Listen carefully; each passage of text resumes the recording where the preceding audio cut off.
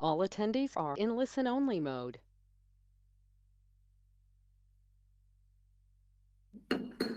Good evening, everyone.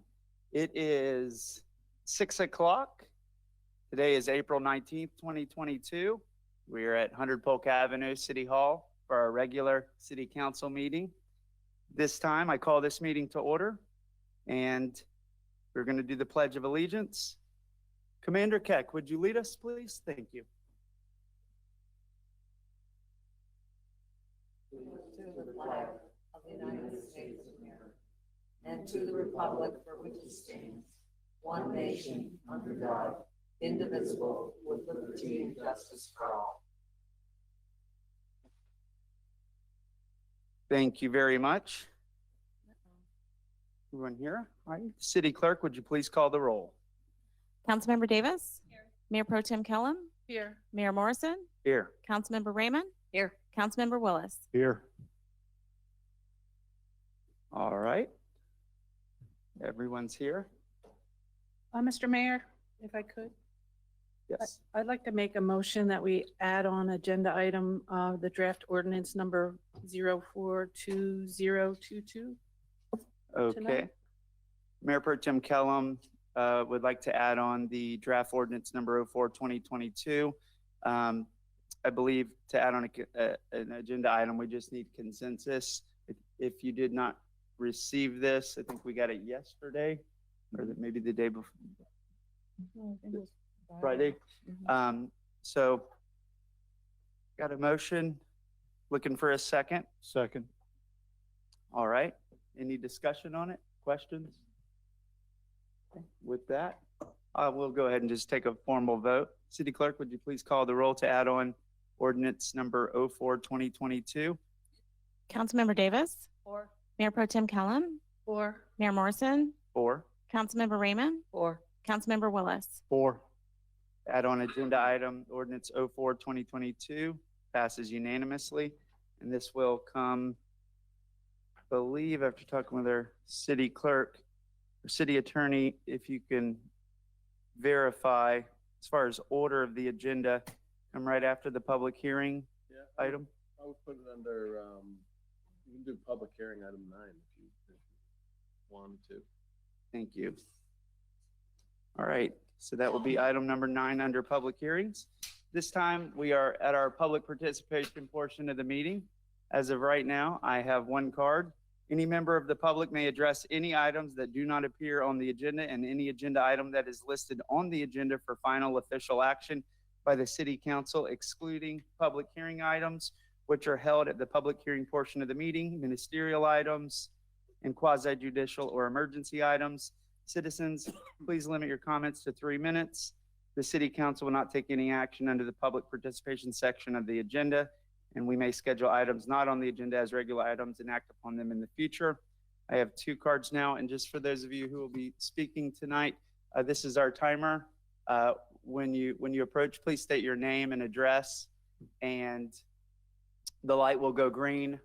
3 minutes. At about 30 seconds, gives you a yellow light warning to wrap it up, and red light is you've reached the 3-minute time limit. So with that being said, first card I have is Mr. Joel Fair.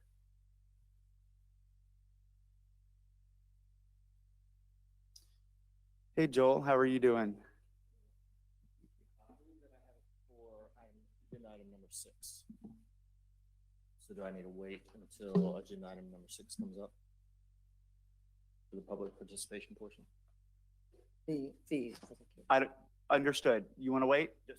Thank you. Actually, Mr. Mayor, it's on consent agenda. I don't know if you're taking that off consent agenda, so this would be his opportunity to speak on consent items.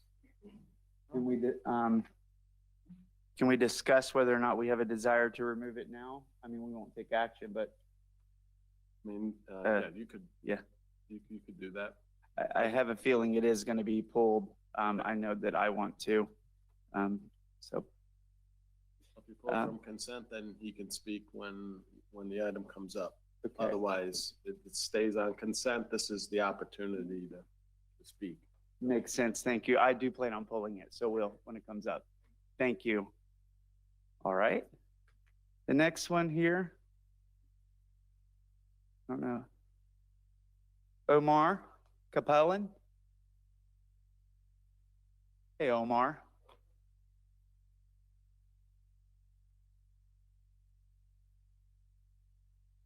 And it looks like you chose agenda item number 9 as, which is going to be a public hearing item. That's gonna be public hearing because it's not on the Yes. agenda? And if you're in a hurry, I mean, procedurally, if you're not able to stay, I'm more than happy to hear your comments now, but it will be coming up at public hearing. I guess we can. Okay, So thank you. thank you. All right. And the last one is Bob Hathaway. So it looks like there's no items checked for this one, so you're the lucky winner. Thank you.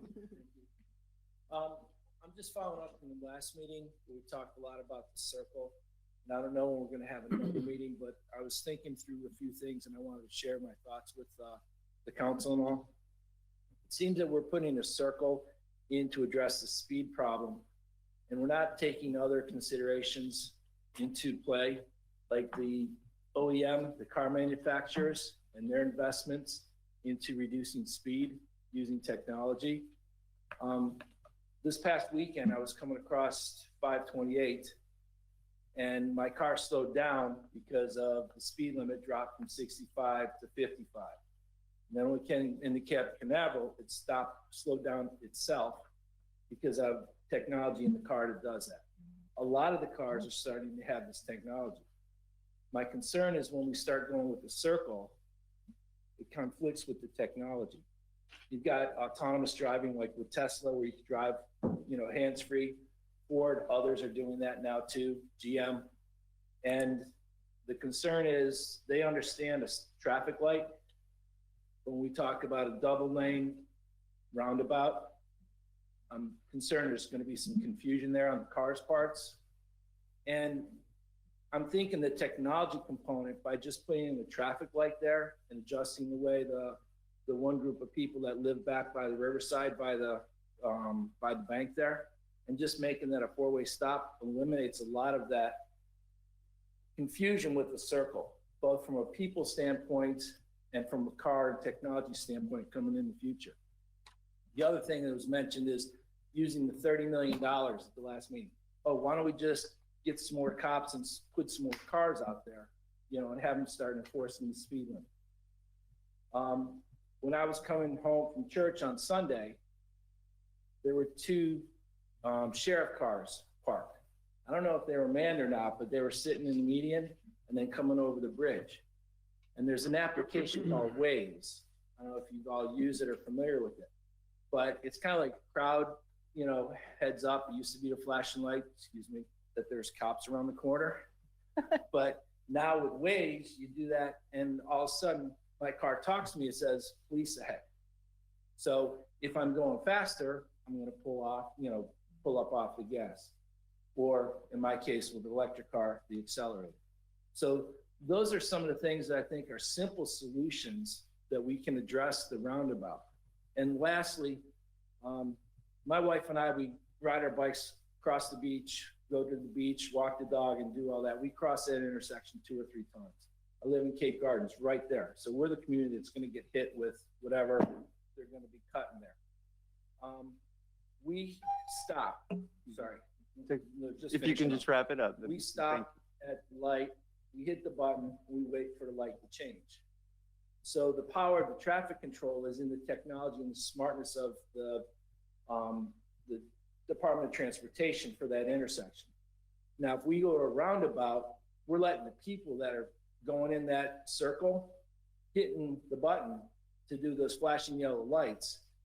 And, if you get a bunch of people going at the same time, walking around the circle, you're going to kind of like tie up that circle. So really, it's like you're taking that technology and leaving it in the traffic lights instead of putting it in people's hands that could disrupt the flow of the traffic even more. So, and then my last thing is, when's the next meeting? Talk about that officially when we're on the agenda. Yes.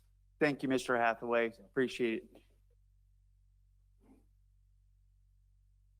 And if you pick up one of our cards out of the front and email, I'm sure our city manager can help you with some updates. He's taken an initiative now to have some groups and discuss when the next meeting will be. So thank you for your comments. Okay, with that, I would like to ask for Deputy City Clerk. Daniel, are there any online, virtual Cape Canaveralans wanting to participate? Yes, sir. We have Mr. Patrick Campbell with his hand raised. I'll go ahead and unmute him. And Mr. Campbell, when you're unmuted, you have 3 minutes, sir.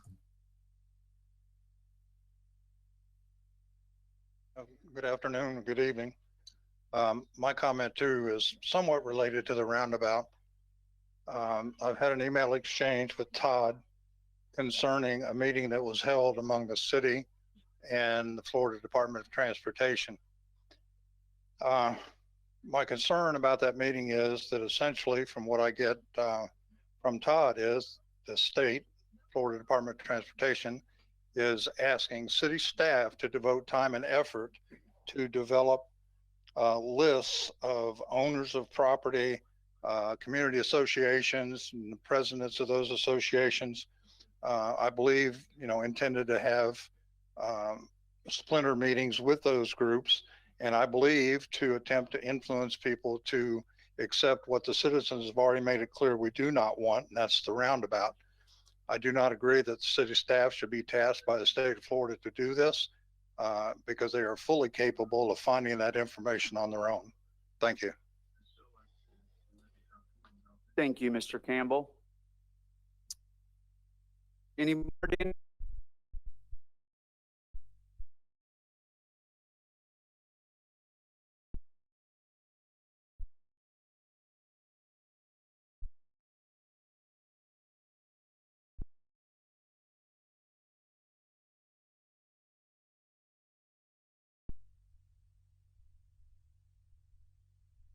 Turtles in terms of the zoo, etc. So just to give you a little background, I hope you all know who we are. What is the project? And I think we've talked before.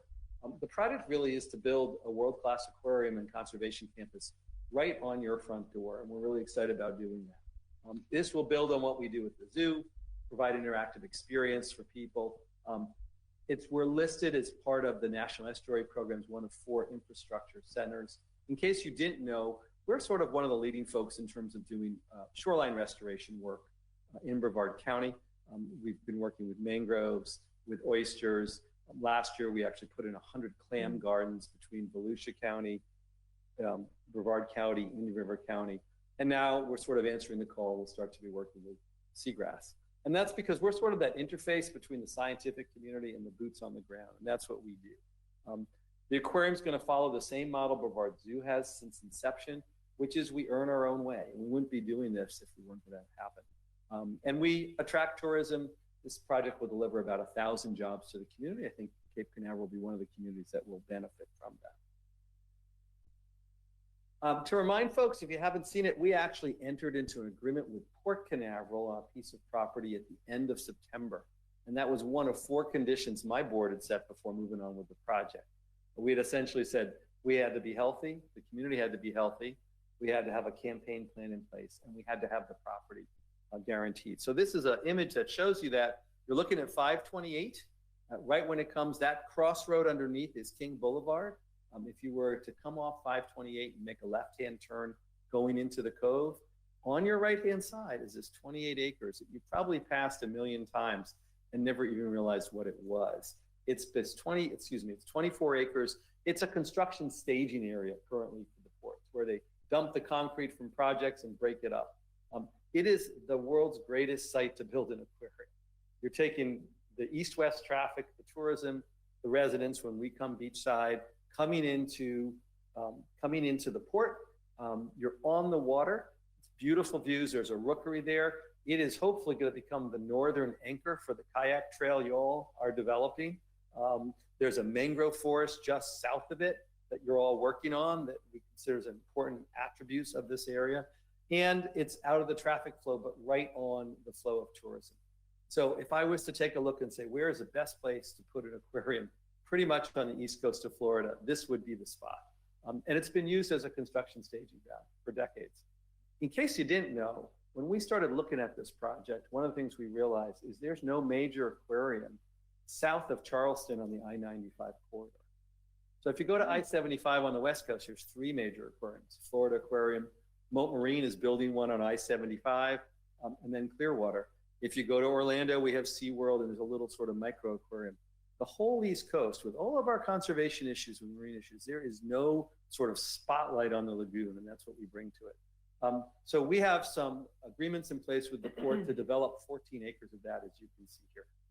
And to also develop the fringe with a boardwalk that would hopefully connect with what you're all doing in that mangrove swamp and provide some opportunities for recreation there.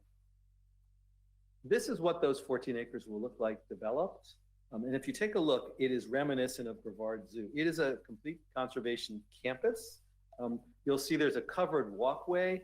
We are Floridians. We like to spend time outside. When a tourist gets on a cruise ship in Baltimore and gets off here, they don't want to go into a big concrete building. So it is an outdoor experience with indoor pavilions, with a covered walkway that goes all the way around it. You'll notice a series of docks on the water. The one to my right or your right, that we anticipate as a public dock that you have access to without actually having to go into the aquarium. And that's where we'd love to see somebody offer kayak rentals leading to what you're developing south of there. You'll notice other docks along the water that we'll be talking about the work we do with oysters and clams and all those things. And a big dock out there, we'll be talking about water quality. This experience is intimately tied to what we have here in Florida and is most reminiscent if anyone's ever visited the Monterey Bay Aquarium. We tell local stories about the treasures that we have here. And that's what makes it really special. You'll see in the distance the exploration tower so you can get a sort of scope of it.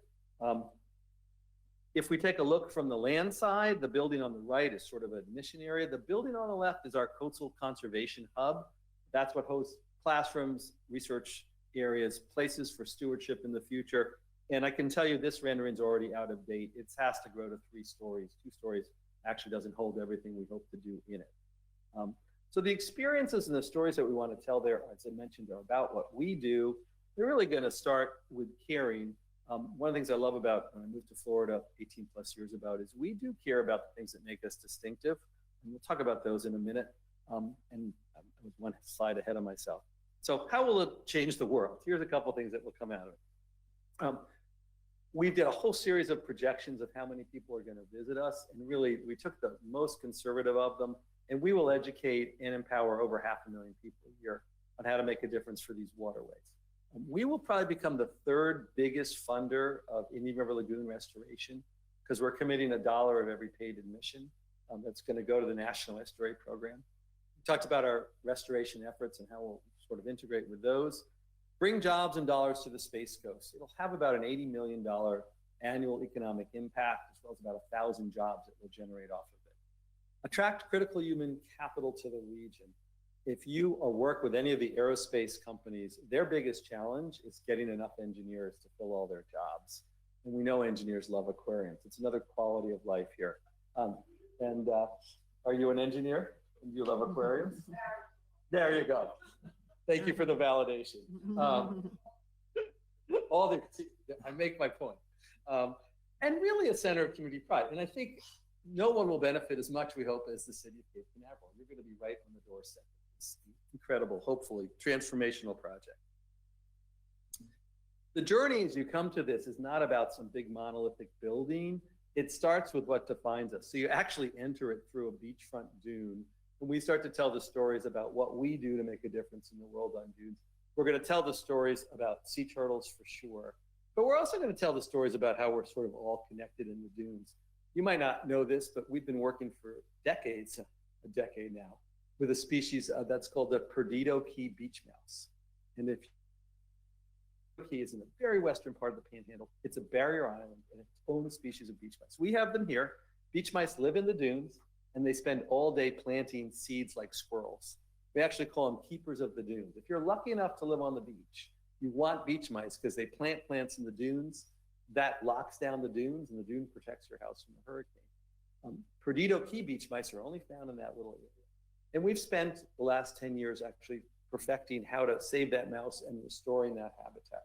And the reason I tell you that story is my wife and I were actually in Nashville going to some concerts, and we ran into a couple from Florida in the hotel there. And it turned out the gentleman was from Perdido Key. And when I went over and said, well, we saved your mouse, the really large guy, by the way, he was a retired Marine in law enforcement.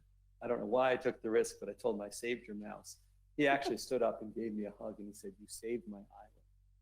Because of the protections afforded those mice, because of what they do for the dunes, he said, my island looks like what I grew up in. It's not developed down to the waterfront. So I tell you that just to tell you the stories that the little things we do at the zoo and Cape Canaveral actually have impacts all over the world, right here in the dunes as we're talking about. I talked about the carrying earlier. Sea turtles are a big part of what we do. There'll be an expansion of our sea turtle program. And if you look at this image on the right-hand side, you can see we do procedures actually happening on injured sea turtles. In the middle, you can see the rehab we do. Over the top of it, you can see a monitor talking about when we do sea turtle releases. We call that sending our sea turtles home. And we've been open since 2014. We see hundreds of sea turtles every year. About 61% of the sea turtles that come to us make it. Most of the ones that don't are on death's door. All of that time, all of those turtles that have made it, only one actually did not get returned to the wild. We've been able to get them. Only one did we get to a point it had buoyancy issues.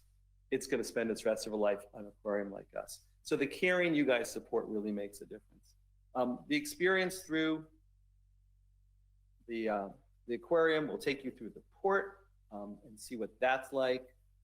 Talk about recreational fishing, talk about commercial fishing, take you through the locks. If any of you have gone through that, this looks very similar to that. And if any of you have small children, you'll notice this is one of the indoor experiences, and there'll be these incredible water tables where kids will get to recreate what's actually happening in the locks. One of our board members' spouses said to me, you're gonna put a coffee shop in there, right? Because my kids are never leaving, and I'm gonna have to get a cup of coffee while I'm waiting. And then my favorite part of the aquarium is what I call shark flats. For those of you who are wade fishermen like yourself, myself, one of the most exciting things that can happen in the lagoon is you're out fishing and you see a dorsal fin cut through the water and you realize it's not a dolphin, it's actually a bull shark. And you have that little moment of being modest in the world. And so our shark experience takes advantage of everything this site has to offer, the borrowed landscape, the outdoor nature of it, to get people close to animals like that. This is our ray experience, also very unique. You get to get your feet wet. And then finally, the whole center of it is about the St. John. When we think about what defines Brevard County, we have the Atlantic Ocean to the east, which obviously is critical to all of you here. We have the Indian River Lagoon in the middle, and you're right between it. But to our west, from where most of our drinking water gets, is the St. John's River, and those are the three stories we tell. So there's a fish camp experience. You can go to an inner circle and get your feet wet here, or there's always a dry path and look at gators and otters and everything that makes those habitats special. And some great recreational opportunities for water play, things you all might have done as a kid, jumping off a train trestle or having a tire swing. It's going to be right in your backyard. And of course, as you know, this is the best place to actually watch a launch. And so we'll have wonderful function facilities that'll give you the best views of a launch to the north and the east and to a sunset to the west. So this is all coming. We're really excited about it. This is probably the most important, like, where do we stand in this project? So as I mentioned, this site was approved at the end of September. We're really excited about that. This is a regional project. I just came from a campaign cabinet meeting. We have a campaign cabinet whose job it is to help us raise the money that represents not just Brevard County, but Indian River County, Orange County, and Volusia County. This affects more than just Brevard County. We launched our campaign in December. We completed our schematic design. It's about 30% design earlier this year. It's a $100 million campaign. We're about $45 million in. So we have a lot of money to raise, but considering we just launched it, we've made a lot. Great community enthusiasm, and I'm going to leave these here if anyone wants them today. This is a little bookmark with a QR code that can take you to if you want to find out more information. And our plan is to break ground in September of 2024, hopefully with 90% of the funds committed. We need to complete the design. We need to continue to engage the community. We're going to start some restoration efforts at the site. And my job is all the fundraising. That's what I'll be doing for the next couple of years.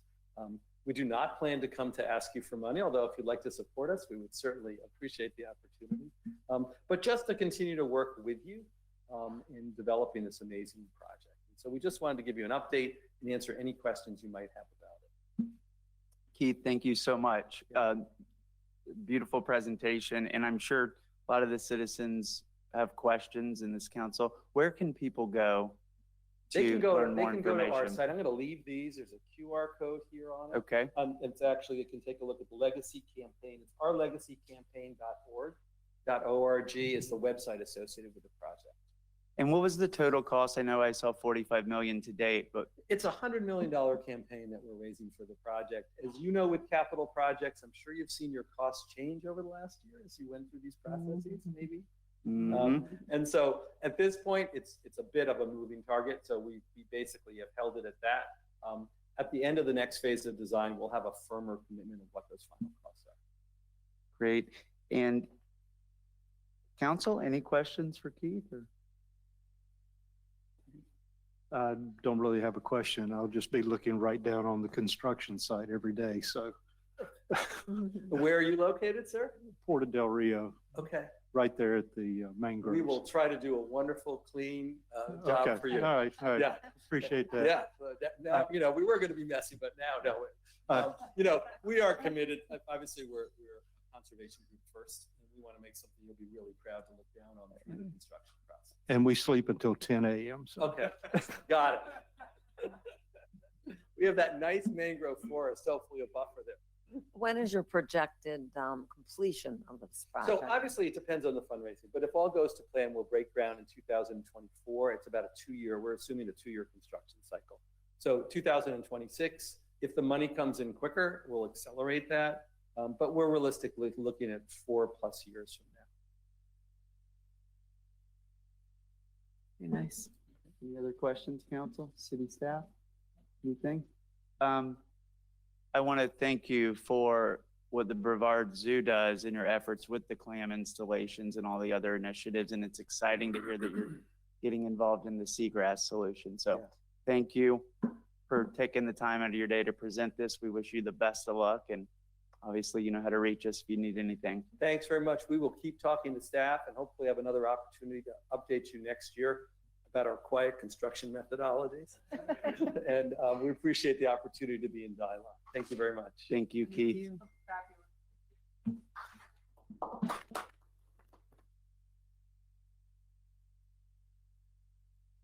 One question that we might know, Todd, do you know the utilities that they'll be on? Will that be port for sewage and would that go to Cocoa Beach? Or? I imagine the sewage would probably come to us, but although that would, Port Canaveral would decide that. They have an agreement with the city of Cocoa Beach. We could certainly talk about that. Obviously the water would come from Cocoa. I can just address part of Port Canaveral's commitment is to bring utilities to the site for us. That would support our 14 acres. There's another 10 acres that will probably be developed as well. Thank you. Thank you. All right. The next presentation is Dr. Troy Nguyen. I did good. Showcasing real-world application of battery storage technology at the Florida Tech Alumni Center and Future University Energy Efficiency Project collaboration. Hey, Zach. Hey, I'm not Dr. Nguyen. I just wanted to give a little brief intro real quick. Dr. Nguyen was actually one of my professors at Florida Tech for my renewable energy class. And I was okay, right? I did fine. But as you know, the city is investing heavily in solar technologies, specifically rooftop solar systems, for 3 things, really. Energy savings, emissions reductions, which you know are very important to the health of the lagoon, and also resilience. And that component really comes with what we're going to talk about tonight, which is an energy storage system where that power that is generated on the roof of our facilities can be stored and used at a later date for either continued savings or to use in an emergency situation after something like a hurricane or some type of grid failure, which we know can very well happen in our state.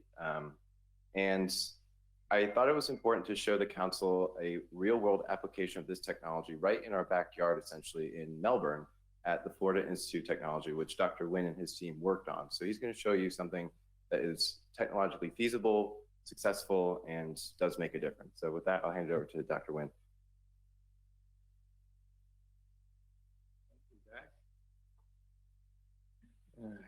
Good evening, Mr. Mayor and council members. We appreciate the opportunity to be here to present about our project and resourcing capability. With me, I have Dr. Najafi, both of us teaching the mechanical engineering, mechanical and civil engineering department at the Florida Institute of Technology. Next, please. Just a quick introduction about the university. We've been around since 1958. A very research-intensive university. We have about 200 programs at bachelor, master, and PhD levels. And our total population is around 8,000, both in Melbourne and across remote locations. Our specific research group addresses challenges and issues in energy auditing, renewable energy and solar resource implementation, energy resiliency. We also look at STEM, energy education, and also workforce development as part of our contribution to toward energy efficiency and resiliency. Next, please. One of the projects that heavily influenced our direction is a research project that was sponsored by the Florida Department of Agriculture and Consumer Affairs.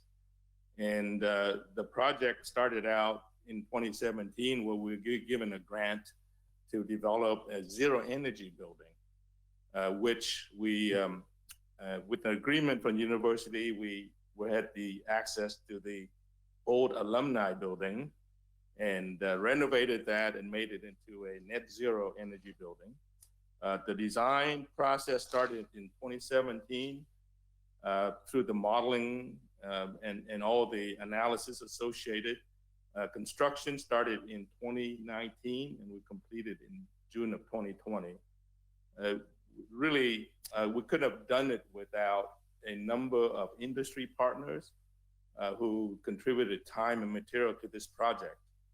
And the entire goal for this project is to demonstrate how we can commercialize energy efficiency and renewable technology that can significantly reduce energy consumption and carbon footprint for the building.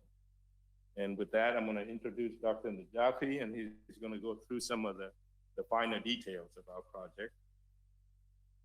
Absolutely. Good evening, ladies and gentlemen. Thank you very much for having us. It's a pleasure to be here. Very excited to be given the opportunity to present some of our recent progress on this interesting project. So I'm going to give you a little bit of idea of why are we excited about this project? Why do we care so much about building energy efficiency and sustainability? Obviously, we do spend a lot of our time in built environments. We as Americans, we do spend 90% of our time on average in built environments. So obviously, the health and comfort condition in those built environments is excessively important. Now, to maintain that health and comfort condition, we do require to spend a lot of energy.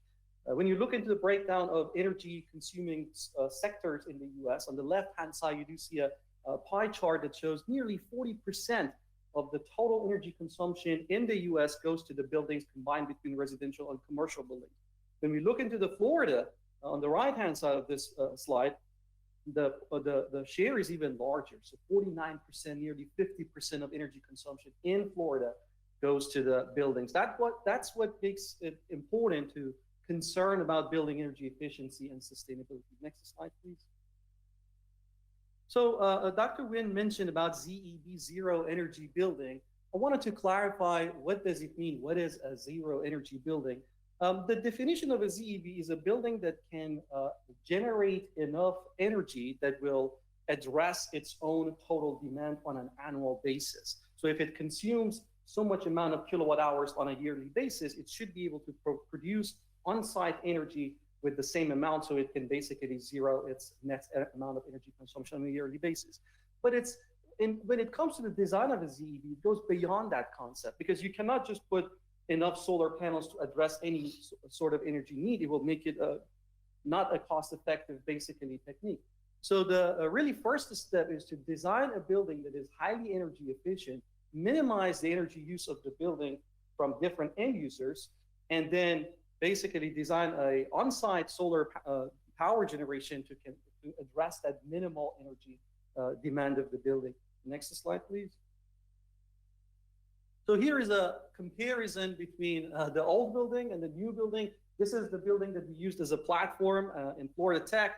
Like I said, this is the Alumni Center at Florida Tech. Originally was built in 1961. The folks who are living in Melbourne passed by this building many times. When they see the new building, they all look very excited. They love it. It looks brilliant, very much different from the old building, of course. But from technical perspective, the building is significantly expanded to basically include a conference room, which was heavily used during the COVID era as a classroom environment to maximize social distancing for our students. When you look into the energy, basically consumption, the energy use intensity for the old building was about 24 kilobtu per square foot per year. The new building is about 7.47 kilobtu per square foot per year. It's expected to basically drop significantly below 2 kilobtu per square foot per year post-COVID condition, because during COVID condition, they had to use the building more frequently than what it was intended to, because it was not really, the conference room was not intended to be used for classroom purposes, but then we had to use it, of course. Now, this, of course, makes a lot of impact on the CO2 reduction as well. Nearly 30,000 pounds per year of reduction in CO2 produced as a result of having the, of course, solar powered generation on the building site and having 2 EV charging stations on site of the building. Next slide, please.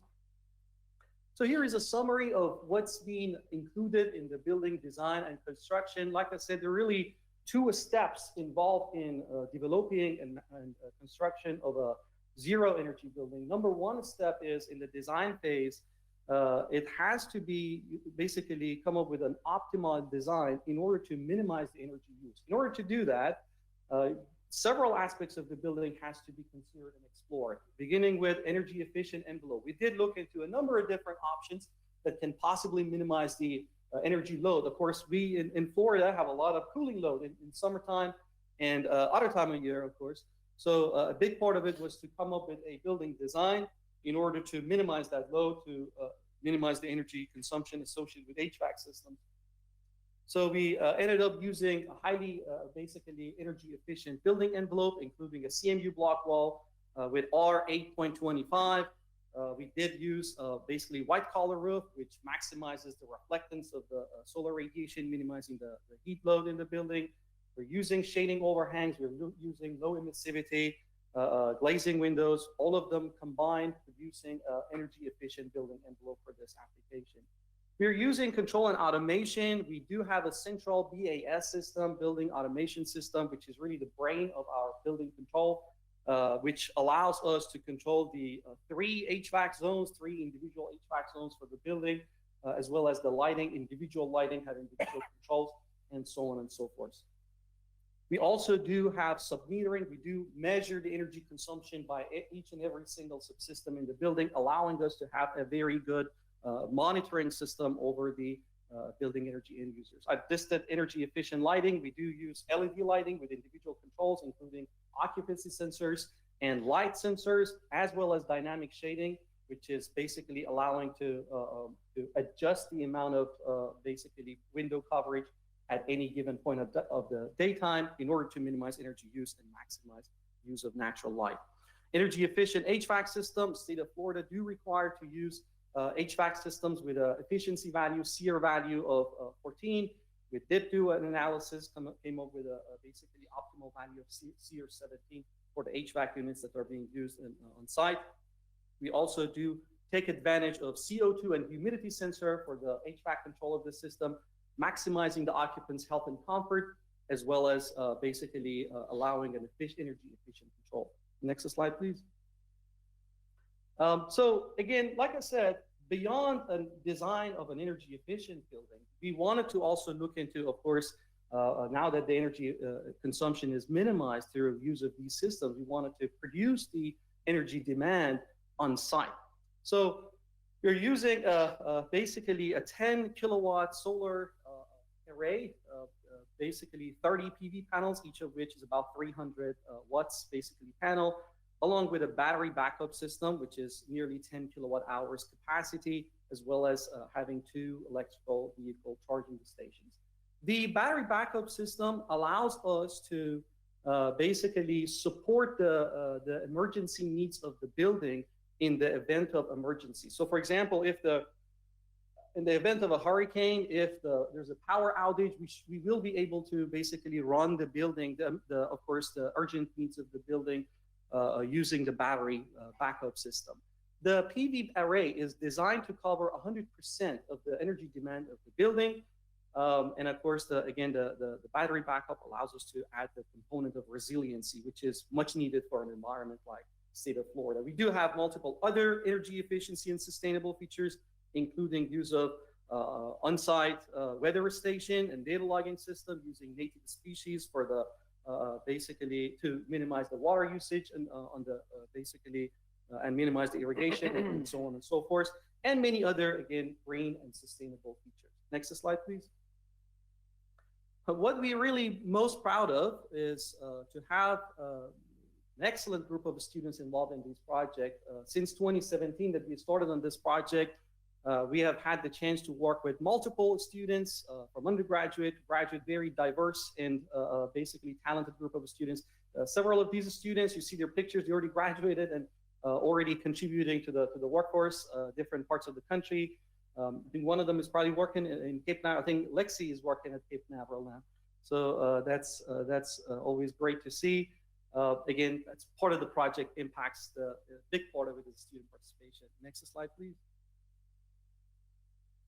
We have also developed a number of educational modules for the public information. So we developed a number of basically educational videos, short videos. Each of these modules, about 10, 15 minutes of a basically video that are developed by our students with our supervision to kind of create resources for public education. These are available for, of course, free access through our websites, allowing basically the public to learn a little bit basic materials with regard to the building energy efficiency and sustainability. Next slide, please.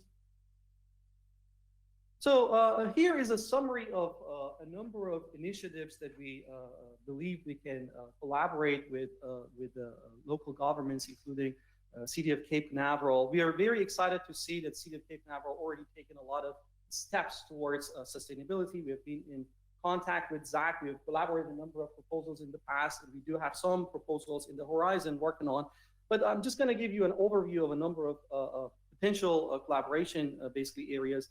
Building energy audit, really the first step in understanding how are we doing currently in terms of energy efficiency is to perform energy audit for buildings. So it's possible to perform energy audits for individual buildings and provide a score for each building to understand how it is basically compared against similar types of buildings in similar basically climate zones, and and prioritize energy efficiency projects for each building based on its needs. The other area that I've listed in here is kind of relevant, the use of tools such as ASHRAE Building Energy Quotient, which is a web-based tool that allows basically maintaining a record of a given building year after another. So after implementing an energy efficiency project for a given building, you can keep track of how the energy efficiency has improved over years. So actually you can basically track the improvement in the performance of the building. So identifying energy efficiency opportunity, understanding how each building performs as of now, identifying energy efficiency opportunities, prioritizing those, calculate the basically implementation costs for each potential energy efficiency projects, and of course calculating the potential savings and the payback period, and of course again prioritizing those projects is part of what can be done through use of energy audit and use of building energy quotient. And then with the again, taking more steps towards a more sustainable future, assessment of using solar plus storage. I know City of Cape Canaveral is taking a lot of steps towards that basically, and it's very much needed. Lots of attention towards use of renewable energy, and of course creating a more resilient basically energy infrastructure for basically critical function buildings. We are capable of basically performing detailed analysis on individual buildings, identifying their energy demand, sizing the necessary solar arrays, as well as battery basically systems to address certain needs in the event of, again, storms or any sort of emergency conditions. So those are other areas that we can certainly collaborate, and we'll be much looking forward to help you guys with it. So these are just a number of examples that we can basically help. I'm going to ask Dr. Wynn if you want to add anything else.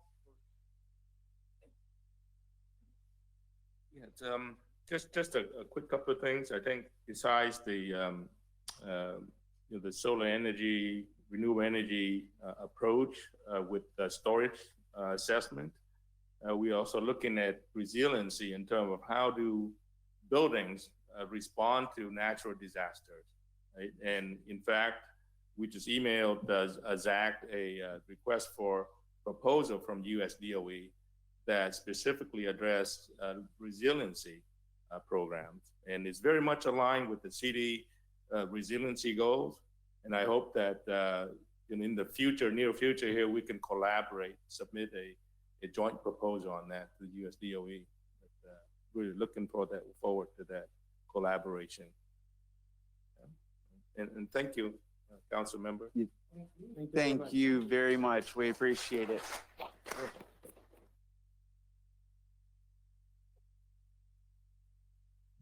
Thank you. Yeah, so that was that. Does anybody have any questions for the team? I would just like to say too, a lot of our solar systems can be considered now in phase 1 of development, where we actually put them on the roof. Phase 2 would be integrating energy storage systems, either with buildings that don't have any type of backup or ones that have existing diesel generators, which are fine, and they can be integrated together to enhance their backup potential even more. So, any questions? The slides, is that something that you could send out to the council? Because there's a lot of good information to go through there. That's okay. That was my only request. Thank you again, council. Any questions? I would just like to say congratulations on your work and your achievement. The building is amazing, and I would like to come to visit it. One quick comment. Keep sending us good people. Yes. Thank you again. We appreciate y'all.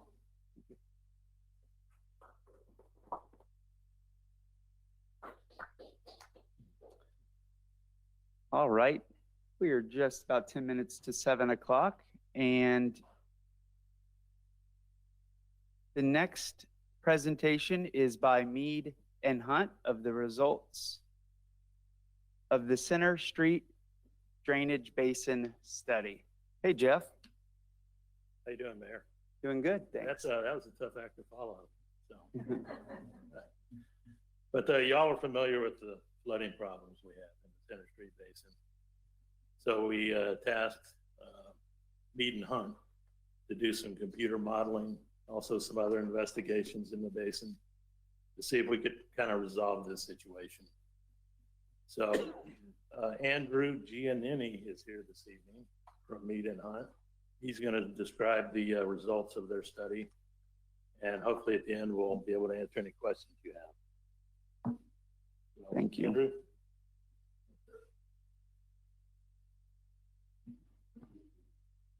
Good evening.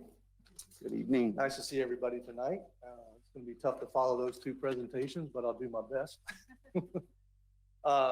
As Jeff said, I'm Andrew Giannini. I'm project manager with Mead and Hunt. I'm glad to be here to present our efforts on this project. Next slide, please. What I'm going to talk about is discuss the project goals that we set for ourselves and with the city. Also talk about analysis tasks, assumptions we made, some of the analysis that we've done and the results of that analysis, and some of the challenges that we ran into when we were doing the analysis. Then we'll get into some recommendations of short-term and long-term goals for the improvements. Next slide, please. The basin that we studied is shown there on the right side of the slide. The extents are from approximately Polk Avenue down to Johnson, south to Johnson, and then from the dune to the east and to the Banana River to the west. The project goals were to assess the existing stormwater conditions, develop a model of the existing management system, and then identify critical locations for flood management and provide recommendations to the city for projects. Some of the tasks for analysis involved data collection. We utilized the city's as-built records.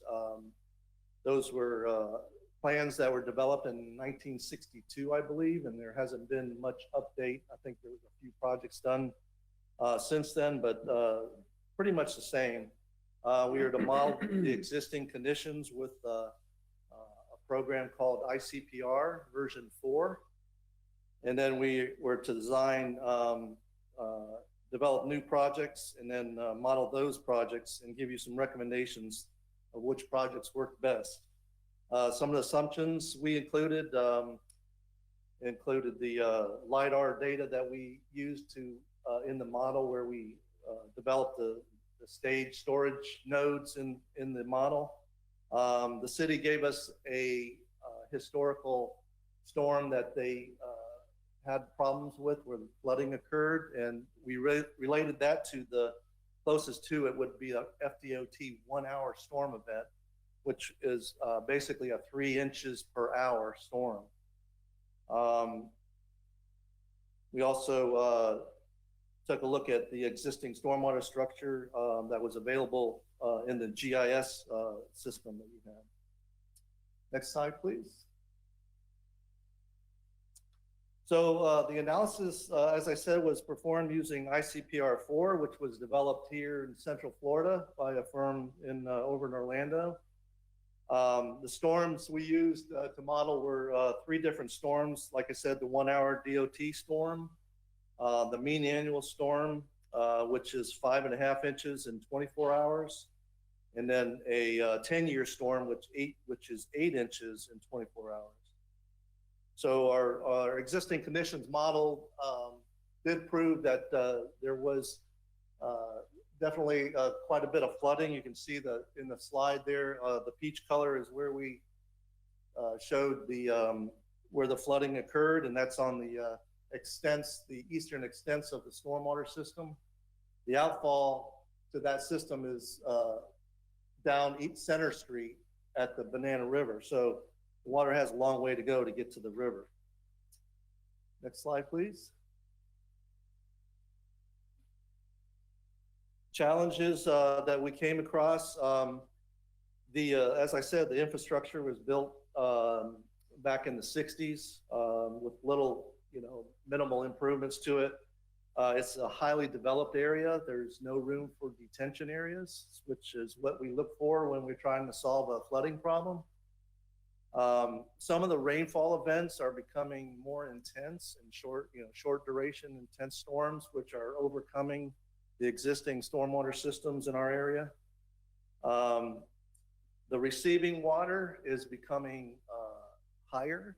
The Banana River, as you know, with sea level rise, is becoming more high with the years. With the tidal backflow into the system, it takes up the capacity of the pipes where the water is trying to get out. So one of our improvements will try to resolve that. Also, the topography is very flat and very impervious. You've got a lot of pavement, a lot of houses in this area. Next slide, please. So to attempt to solve the flooding for the 1 year event, we ran numerous models. We tried pipe size changes. We tried pumps. We did run some underground detention systems like exfiltration trenches also. So what I've shown here is our recommended short-term projects would be a stormwater pump station near the outfall at Center Street, which would help pull the water to that point faster. And also a tide backflow prevention valve that you would put in the pipe that would stop the flows from the high tides in the river. Those two projects, the pump station, we estimate a cost of about $760,000. The backflow preventer, approximately $175,000. Next slide, please.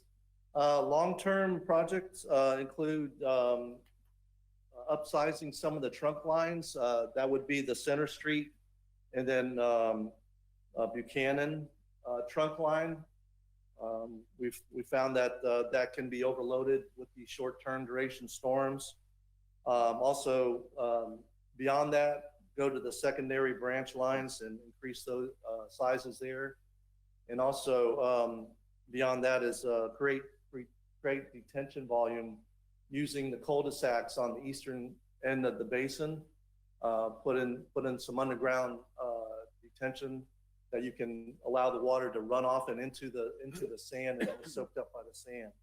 And you can also do that on some of your streets. You can put in exfiltration trenches on your streets to absorb that water. So those are good options for short-term events to soak up some of the water before it gets to the outfall. Well, that's the end of my presentation. I'll take any questions if you have any. Yes, got a couple of questions. Thank you very much for taking the time to brief us and getting through the study. The existing conditions, what is the number that you would use for existing as far as our ability to drain water? So I think you used a 3-inch per model baseline, but what is the metric used to say capacity, flow? I don't know the terminology, but generally a system is designed for what they call it's a short-term duration. It's like a 10-year, 3-hour event. I believe in our area, it's like 2.7 inches per hour. Mm-hmm. That's what a system is designed for. Okay. To take the runoff away. So if you exceed that capacity, which you have here, it's going to back up into the streets. It's not going to get out fast enough. So that was my question is, you define exceeding is standing water in the streets. Correct. So the 2.7-inch capacity should have no standing water, minimal standing water in the streets. If the system is designed to that standard, right. So if we get 4 to 5 inches, something, you're going to, it wouldn't handle that. Correct. Okay. So today, what is our capacity? What can it hold? If it can't hold 3 inches today, is that correct? Correct. We're showing, like I said, show it on the one slide that you're having flooding, and if you've actually experienced it, you're having flooding because of that rainfall, which is about 3 inches in an hour. So is our system capable of holding 2 inches, 1? Do you know where? This is the baseline number I was looking for. Yeah, we haven't run that model, but we can easily. We can, put any storm event you want to run in that model and tell you what storm event it can handle. Okay, but the storm, I think I saw that staff provided him, was it July 2020, July 6th, 7th? Is that?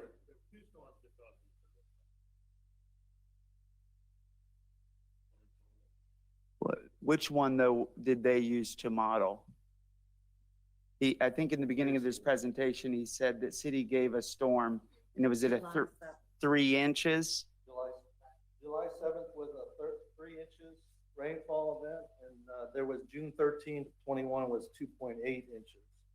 So July 7th was 3 inches, you said? Yes. And then what was the other one, June 13th? June 13th was 2.8 inches, according to their data collection device. And that's total rainfall for the day? That was for that storm event, right? For the, I think it was like from beginning of the storm to the end. Correct. Okay, and that July 7th was the 2020 storm? 2021. And what was the June 13th? It was 2021 also. Okay. 2.8 inches. Got it. Now, we had a couple more prior. We had a 2019 one. We had a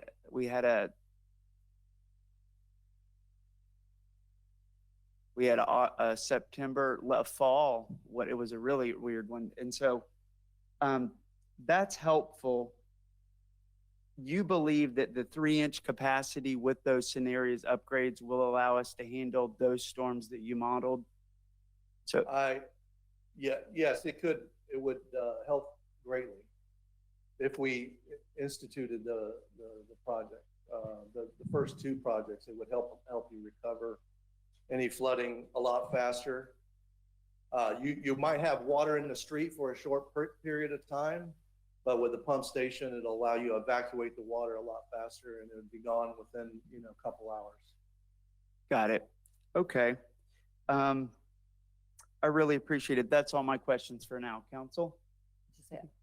I just wanted a little bit of a clarification about the trenches that you talked about. The trench drain? Yes. Yes. Yes. Could you explain that to me? Just So what it is it's basically a French drain. It's a perforated pipe they put in the ground with rock around it. And so it's connected to the inlets. And as the water goes into the inlets, it goes into the pipe, which is perforated. So it goes into the soil and gets absorbed by the ground. You could. You have good soils here. One thing about that is it's very expensive. So it can get costly. You're welcome.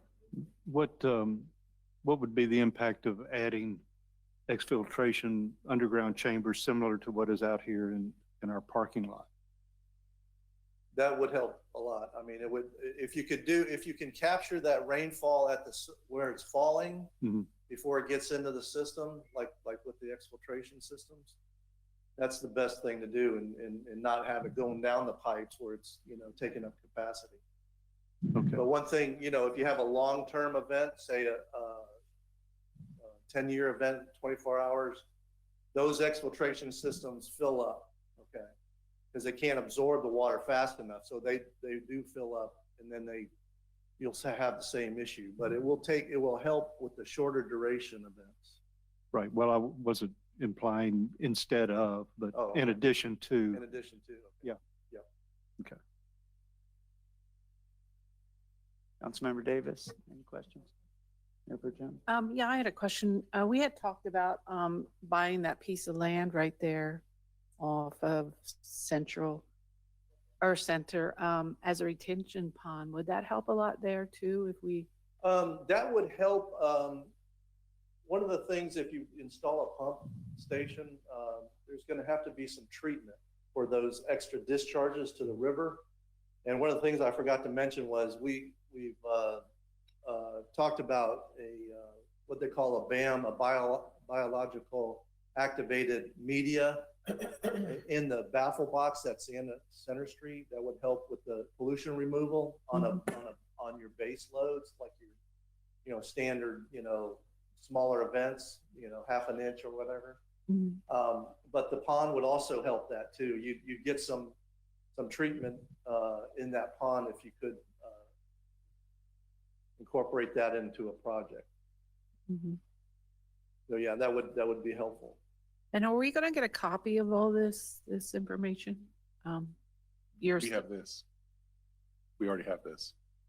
I mean, are we going to get it? I don't think we've received this. It wasn't. We'll make sure it gets forwarded to council. Okay. Yeah, because this is really helpful. Answers Yes. a lot. The slides were moving quick, but I saw I had more questions today, but your presentation answered them. Okay. So, and I think all these questions that we heard, more capacity is going to help anywhere you can get it. Right. Every little rain barrel helps. French drains, underground storage, retention ponds. But the recommendations that you made with the valve Yep. and the pump, phase one, I'm calling it, right? Sure. Is the most cost-effective, logical next step in your professional opinion? Yes, I Okay. do. I think so. Council, anything else? Staff? No, thank you. No, I'm good. Just one thing that bears repeating, and I think we're all hearing it, and I think we instinctively know that you pay paradise, you pay price for that. And we've learned as we developed this city over the years that we really need to let the rain fall where it lands. That's the most effective thing. I asked our new employee, Lexi Miller, to get some historical data on the Indian River Lagoon rise. And she said she verified that since 1897, the lagoon has risen 10 inches. Now, that doesn't sound like a whole lot over, 130 years, but it's been accelerating in the last several years, and it's going to continue to accelerate. So we can't stop that from happening. And whatever coke goes into that system is going to be fighting that battle, if that makes sense. But if we let the rain fall and where it lands, go into the ground there as much as possible, that's always going to be the best solution, I think, long term. Thank you, sir. Thank you. Yes, thank you again. Todd, that data that Lexi provided, can you send that to us? That's always been the debate and the question. We just didn't know. So if I understand you, the over that 100, whatever that is, 150-year period, the majority of the 10 inches has been on the latter half. The latter half. Okay. Interesting. Thank you. Council, at this time, we are at 7:08. I would like to take a 10-minute break if that's okay with y'all. And then we'll reconvene as quickly as we can, and we'll get right into the consent agenda. So take a recess. Thank you.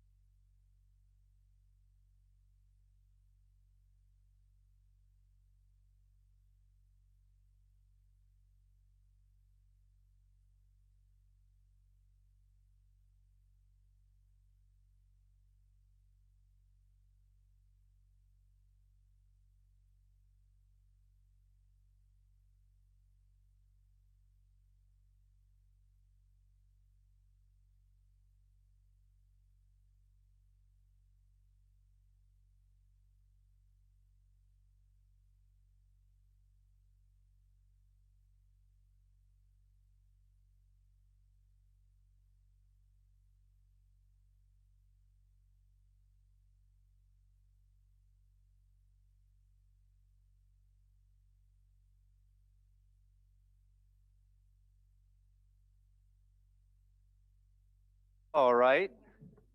We'll get started here in about 30 seconds. Let everyone get settled in.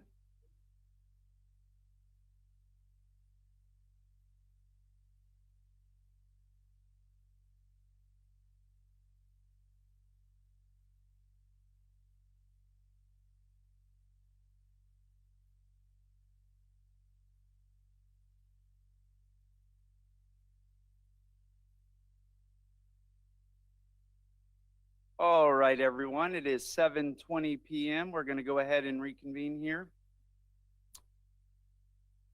I said we'd get started with the consent agenda, but I unintentionally overlooked. We had one more item, a very important one, which is to interview applicant for appointment to the Community Appearance Board, Miss Pamela Paisley. If you are here, come on down. Thank you. And before you get started here, I'm going to just let our city attorney ask you a few questions. Thank you. I'm sorry, you'll have to speak up because I hear all the background noise. No, my mic was off, so now it's on. So I said, how are you doing tonight? I'm fine, thank you. Okay, couple of quick questions. All the information in your application true and correct? Absolutely. Okay, and please explain to the council why you would like to serve on the board. Why I want to serve in Cape Canaveral is that I have to tell you the story, but my stories aren't going to be half as good as the people that preceded me. I spent much of my life in Asbury Park, New Jersey, which is 1 square mile on the Atlantic Ocean. And it was a wonderful place to be. I taught school there and I became very involved in community issues and served on a number of boards, primarily the Shade Tree Commission, which was a big deal in Asbury Park. We left Asbury Park and moved to Florida, and we were in sort of big communities that it was hard to find your way into, even as interested as you might have been. What happened next? I ended my teaching career after 20 years and decided what did I want to do with the next part of my life? And all my friends in Asbury Park were in the planning department. And I said, planners are interesting. They get the inside track, they get to be creative, they get to make their community better. So what did I do? I went to planning school and at Florida Atlantic and graduated in 1996. And immediately thereafter, my husband got transferred to New Zealand, which was a pretty cool place to get to go to too. But his career kept me moving. So I never really found a home. We got to Orlando about 16 years ago. I was involved in some things in my general neighborhood, but never found a place that I quite fit. So I came here and everything about this community excites me. I wasn't here 2 months when I badgered Zach to get me a plot in the community garden. I badgered Dave to get me on a board just so I could participate and be a part of what makes this town exciting. And following the 3 presentations, it's like, this is the future, man, and I would love to be a part of it. So that's why I want to be involved in the Community Appearance Board. It's just, I like being a good citizen and like being able to provide, I learned a lot in planning school and I have not gotten to use it, but I haven't gotten any less passionate about the issues that planners face and that councils face. And I would like to participate with you in any way that I can. Thank you, Ms. Paisley. It's a beautiful reason why you want to serve, and we are lucky to have you here tonight. Council? I was just say your enthusiasm is great. I think you'll do a wonderful job. Well, thank you. Thank you for offering to do that. Thank you very much. It's been a long time getting here. I'm glad to be here. I appreciate your willingness to serve and good luck with the Thank you. position. Thank you. Thank you. Thank you, neighbor. I mean, I go down to Buchanan Beach and I know lots and lots of your neighbors who live in the condo with you. So Yes, thank you I very know. much. They were the ones that got us over here. So, Well, I just want to say welcome. Thank you. Welcome home. This Thank is your you. home now. It's a great little city. And from one Jersey girl to another, I think you'll do a great job. Your enthusiasm is really wonderful. And the board, you know, the Community Appearance Board is very important, like all our boards. So welcome. I think you'll be a great addition. thank you very much. I have one other question. Which garden plot is yours? 6. Oh, I'm 8. I'm number 8. Thank you. Okay. I have some new eggplants and peppers to put in tomorrow. So, So I noticed that you were a county master gardener with that, I was an Orange County. Is Orange that- County Master Gardener for 14 years. I was just about to get my 15-year pin when we moved.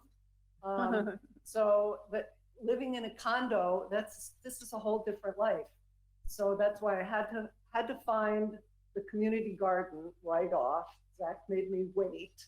It was hard. I tried a tomato on my balcony. A tomato was not happy. And my interest in landscape design started in Asbury Park, which is an Olmsted community, Frederick Law Olmsted community. We made a lot of mistakes there, but I wasn't part of them, thank goodness, but they planted Bradford pears everywhere, which have become a weed tree and a problem in New Jersey. So that was kind of, you see how things evolve and we want to be careful about our environment. I really appreciate what Zach has done in all the little pocket parks and planting all the natives. So that's an interest I have, and I think that's an interest I'll take to the Community Appearance Board as well. Hopefully we can persuade our new builders to be landscape conscious and native conscious. And that was exactly where I was going, is I noticed that you have those skills and Master Gardener. I worked with the University of Florida Master Gardener for my little town home. Don't have a lot of space, but we got recognized as a lagoon-friendly yard, I guess 3 or 4 years ago. Got rid of the grass, but learning how to live in a small space and retain as much stormwater runoff as possible. But I think the tying into community appearance, I think you can bring that to the board and to see it a little bit differently, because I hope so. you know, more pavement and things that aren't what I would call beautiful, useful for certain things, but there's different ways. There's more than one approach. So yes. I'm excited to see what you can do on that side. So Well, we'll give my best shot. yes, thank you very much. Thank you very much. It's Any a more pleasure questions? to be here. Good. Awesome. Okay.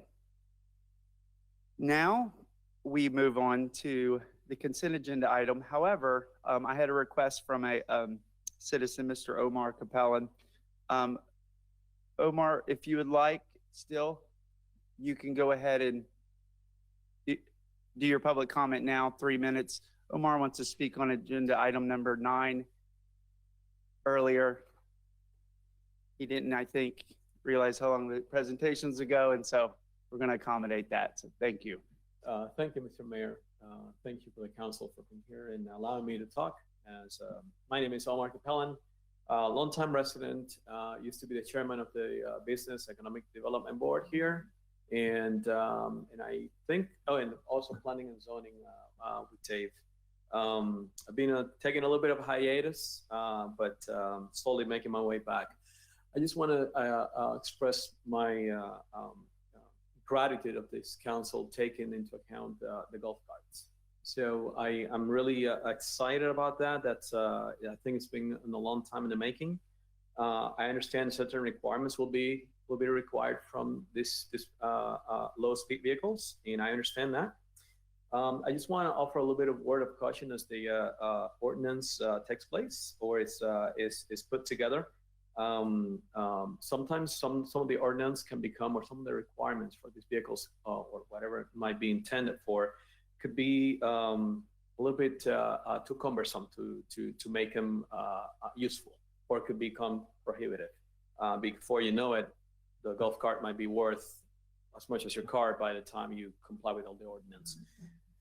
So with that, keeping that in mind, I think it's important to, I understand the city needs to lower the liabilities and risks by having these vehicles on the road. And I understand that, especially some of the things brought up by the sheriffs. But also I think it's part of the beach life aspect.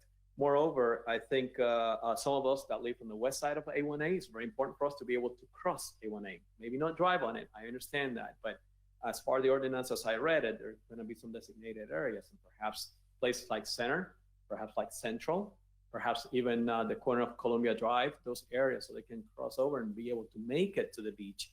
It would be nice to take into account as you guys are drafting the ordinance. And moreover, I think I'm just checking my notes. Yep. So without any further ado, I just wanted to look forward to this and make it see it through for the benefit of all the citizens of the city of Cape Canaveral. So I just want to thank you for your time. Thank you for your service. Thank you, and thank you for your service and taking the time to share those thoughts with us on agenda item 9. We'll capture them and be mindful of them when we get there. So now we move to the consent agenda item. As I said earlier, I would like to pull item number 6. Council, are there any other items you'd like to pull?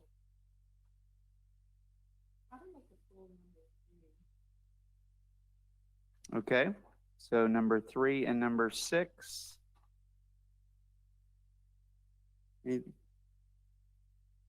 Anything else? All right, so with that, I'm looking for a motion to adopt the remaining 1, 2, 4, and 5.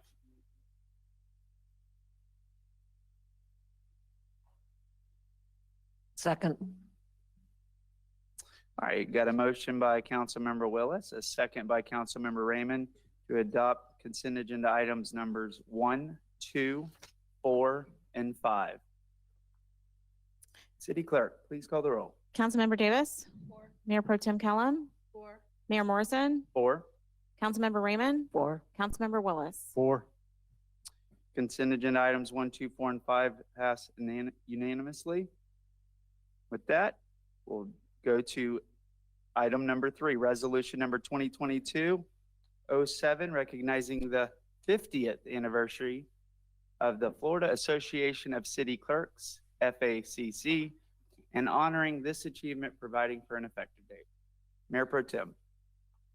Yes, I just wanted to make a comment that this is an important resolution, and I think that sometimes I didn't want to breeze through it because I wanted to say that I really appreciate what Daniel and Mia do, and how hard they work and how they hold the house together sometimes. So I didn't want to breeze through that. I just wanted to make a comment on how much you're appreciated and how hard you guys work. So that's all. I just had a comment on that. Thank you. Thank you. Thank you, Daniel, back there. Yes.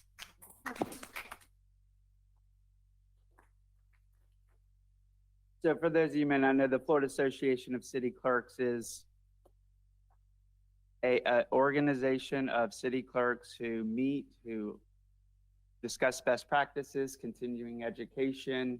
They're a network of support, I believe, for each other. There's, I think, a bit of practice at times in the approaches to do it. We certainly appreciate y'all very much. When you run for office, your first experience is the city clerk's office. So they become your first friends, and they help navigate some can be scary times when you're putting your name out there running, and they've been awesome through the process to help provide all the information we need. And this is an organization we're a member of, and we pay dues, and we're thankful for them too. Yeah. So I echo Mayor Pro Tem. Thank you. Council, any more thoughts on that or? I just want to thank Mia for keeping us in our lane. So Yes. I agree. Thank you very much, and Daniel. Well, with that, sounds like we are excited to pass this. Looking for a motion. I'll make a motion, we pass resolution 2022-07. I'll second. Got a motion by Mayor Pro Tem Kellum and a second by Councilmember Davis to adopt resolution number 2022-07. Councilmember Davis?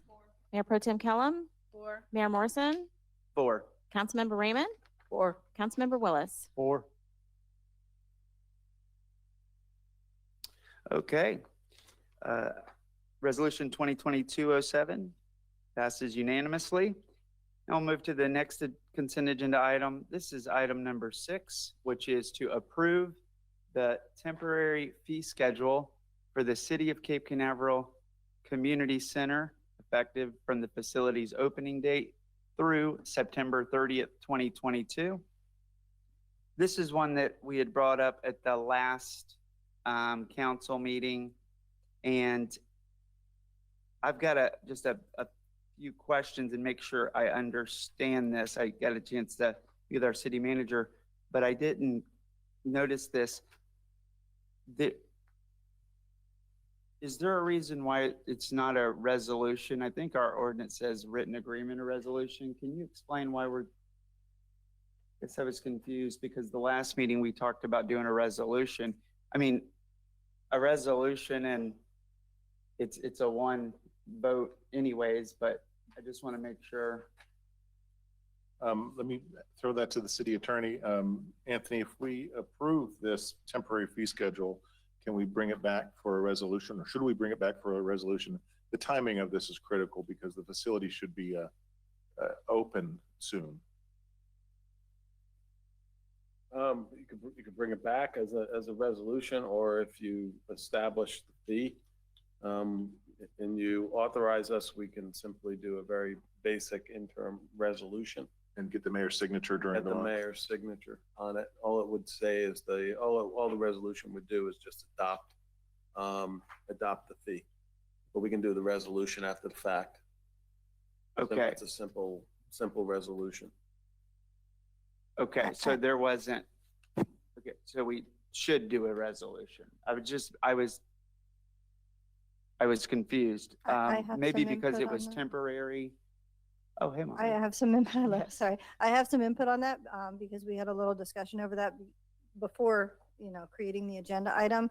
The way the code reads is it says council may appropriate fees by resolution. So it doesn't indicate that they must. It says may. So for the temporary, that's why we elected to go this route. But of course, you guys are more than welcome to revise it, as he said, and turn it into a resolution. Thank you.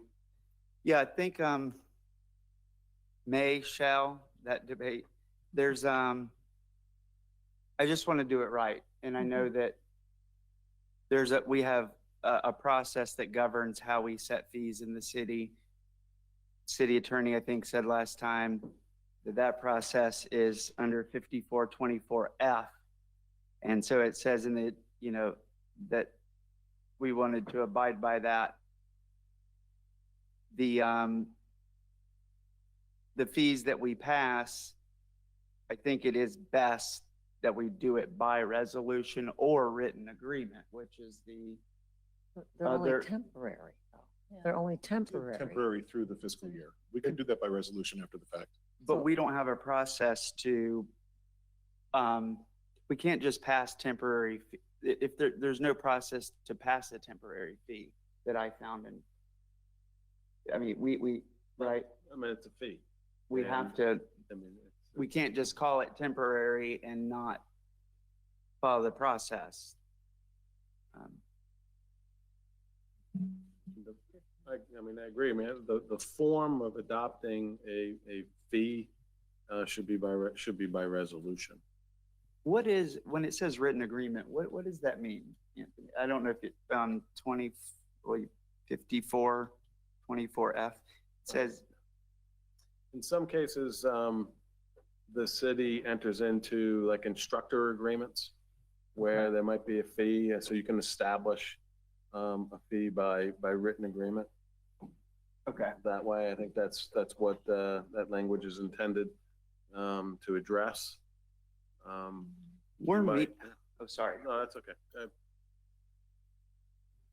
There's, we're meeting on, so the recommendation is we work through any issues, we get it right, we pre-approve, I guess, the signing of it. We're gonna be back here Thursday. I don't know if that cleans it up a little bit. I mean, could we, that way, if we can work through it tonight, but Thursday, if we want to sign it there and add that on the agenda item, and then we can all do it together, but totally up to y'all, for this council, whatever we want to do. So, okay. I'll pause there. Council, any questions? I got a few more, but I know I was the only one that pulled it, but I want to make sure. I have a couple of questions. I think that we should bring it back on Thursday as a resolution or whatever we have to do it right. And then the last time we talked, at the last meeting, we were talking about, I know this is just the fees for the community center, but we talked about the fees for renting at Manatee Park and if there should be a residential fee and a non-residential fee. Is that something we're working on for down the road? Or? For Manatee Sanctuary Park specifically, Well, I mean, for the parks, if you wanted to go there, is there a residential fee as opposed to a non-resident?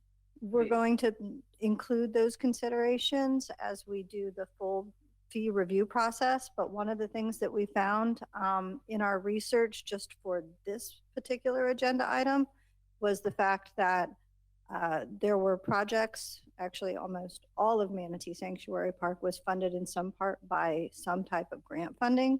And that grant funding limits how we allow people to use the facilities. Kind of like the discussion going back and forth about Cherry Down, where the county says, okay, if we give this to you, you can't discriminate between a resident or a non-resident if you're going to charge for parking.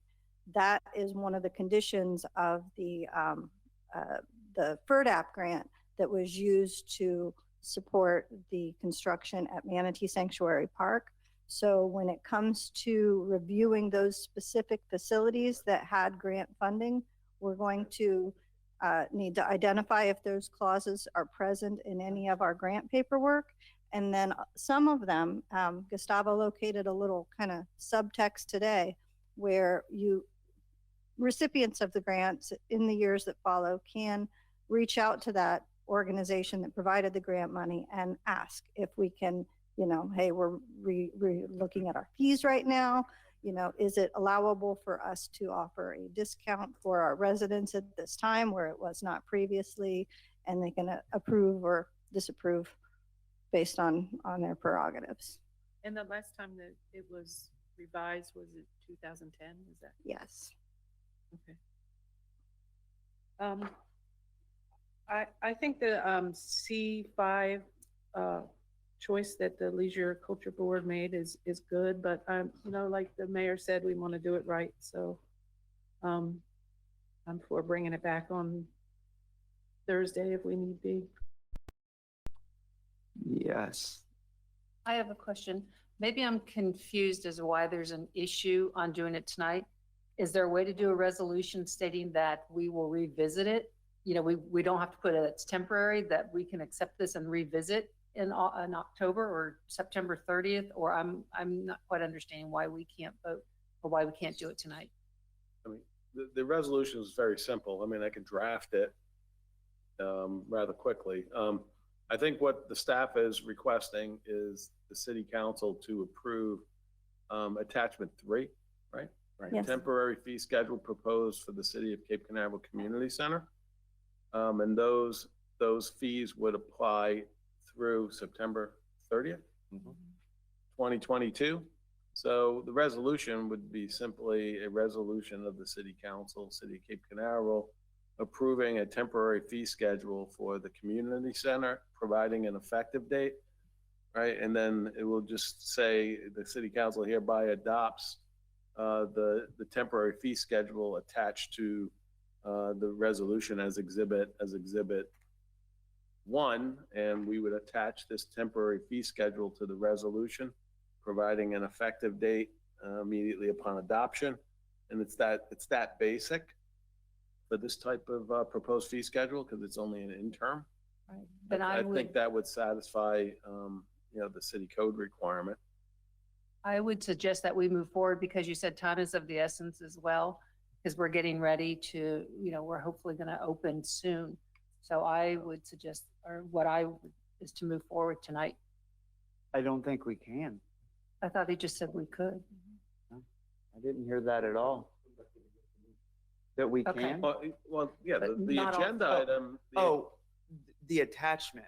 Yes. Agreed. Right, Yeah. I'm sorry, I thought- approve the schedule, and then I can just do a very simple resolution the way I just verbally expressed, Right. attaching the schedule that's in your agenda package that the staff is requesting that you approve this evening. The question is, when will that resolution be signed? Well, if it gets approved by the council, as soon as it's prepared, it could be signed. Outside of a council meeting? Certainly.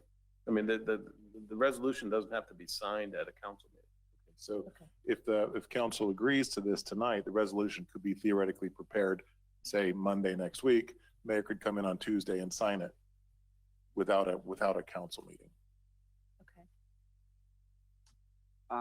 Because will all council be present on Thursday? I don't want to sign anything that this council hasn't reviewed. I'm sorry, Is it possible for Thursday to have it ready? That way this council can just read it. I mean, resolutions show up on consent agenda items. They're not like ordinances. I mean, we pass them all the time. I'd like to ask the city attorney to weigh on official action taking place at a workshop meeting. Okay. Well, normally that's not see. allowed. You'd have to do a special meeting just to approve a That gets into notice requirements. resolution. Next meeting's clearly not an option. Right. Again, I can probably draft the resolution before we leave here tonight. Okay. But don't we have some, Are you serious now? Is that to me? I don't appreciate that. And I don't think it's funny. So, sure. Yes, Councilmember Willis. do we have public comment for this? I thought we had some cards. This was an add-on, because it's a public here. Oh, no, sorry. I don't have, I thought you had one. I do, I have Joel's card, yes, wherever, there it is, it's at the bottom. Yes, we have public comment. I didn't, before we approved anything, I wondered, Yes, what is he going to bring up? So got it. Just want to make sure we get through the preliminary stuff, go to public comment, and then we can bring it back. So, anything else?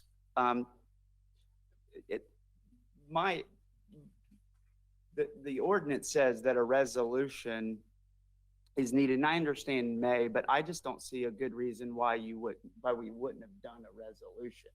And that's where I'm confused. Like, what was the thought process to go, we don't want to do a resolution? It's not, were we not able to get it drafted in that time? I don't understand that. And that's where, was it viewed as a hindrance of some sort? It seemed a little unnecessary considering the fact that we would be doing a formal resolution at the, probably prior to September's meeting to set everything in stone for a wider thing. So I think that was part of the consideration since the code didn't specifically say shall or must. So you saw temporary and you just said, do it. I understand that. I want to get this passed. I mean, like tonight. And I'm trying to, what I don't want to do is pass something that's invalid. right? And so I'm here working with this council, and no way am I trying to slow it down. So Anthony, if you can pull a rabbit out of the hat and pull it off, I think we'll be ready. So with that public comment, if We'll have one ready by the end of the meeting. Counts. Then you can vote on it. I've got one card from Joel. Joel, you are still here?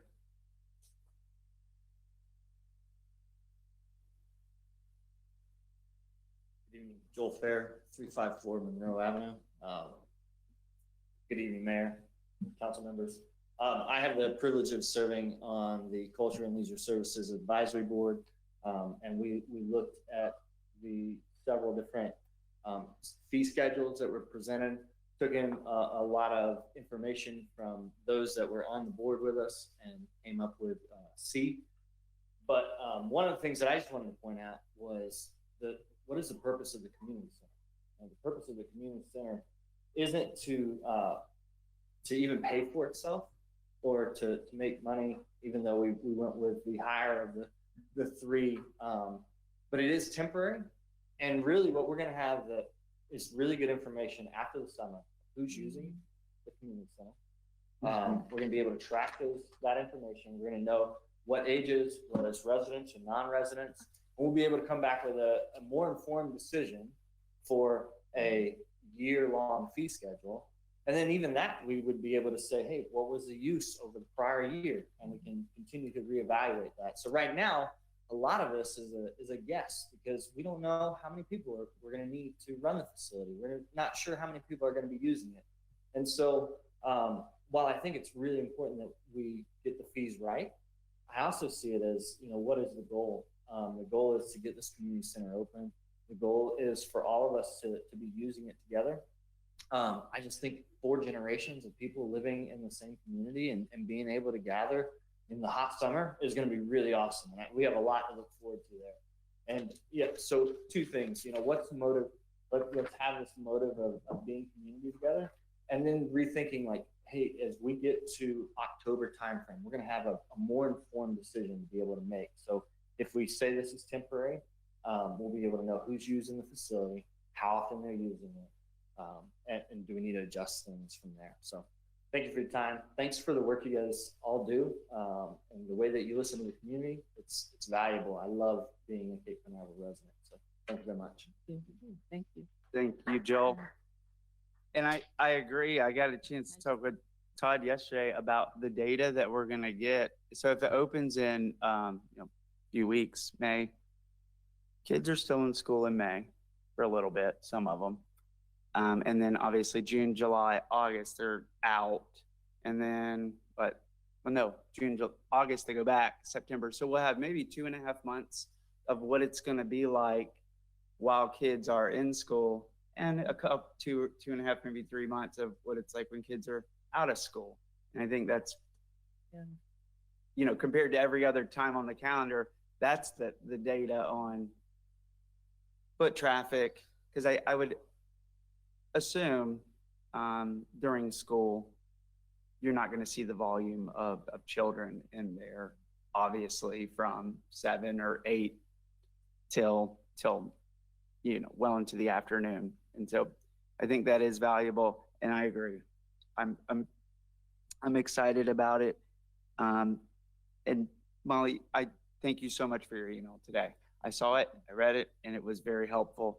And what I had asked, just so council knows, is hours of operation and some questions about the fees. So like, what are they getting in return for the fees is really important. And the only other question I had was the other fees that were proposed, option A and B, were lower. I think Todd said these were the highest, and Joel, I think, confirmed. Roughly, what was the lowest, just as a reference? The lowest was actually the very first round of fees that you saw. Okay. With moderate changes to it. So as we're looking at option C, which is part of attachment 3, the difference in just what's presented here, because obviously that initial fee proposal include resident charges. but for like senior resident, the day pass, started off at $4 for drop-in court fees, and then all access day pass was $5. And after having a discussion and dialogue with our board, that didn't make any sense to have a drop-in court fee plus a day pass fee, because then it's difficult for staff to, you know, run around place. Hey, did you pay for that? Like, oh, where are you going? You're going upstairs. You didn't pay for that. Yeah. So we just kind of consolidated it with their feedback. And so the original fee that they looked at for option A was $4, and then this one was $6. So it went up by increments of about 10%. Okay. With each different option set. And then, of course, we took their feedback and made adjustments within those. Got it. Thank you very much. Molly, when is the tentative opening? We're looking at May. I'm hesitant to set a specific date because it's 2022 and we've lived through 2 years of absolute uncertainty. So I don't want to set a formal date until I have an actual okay from our building officials. And I listened to the Culture and Leisure Board meeting the other day, and Gustavo was talking about the splash pad being ready.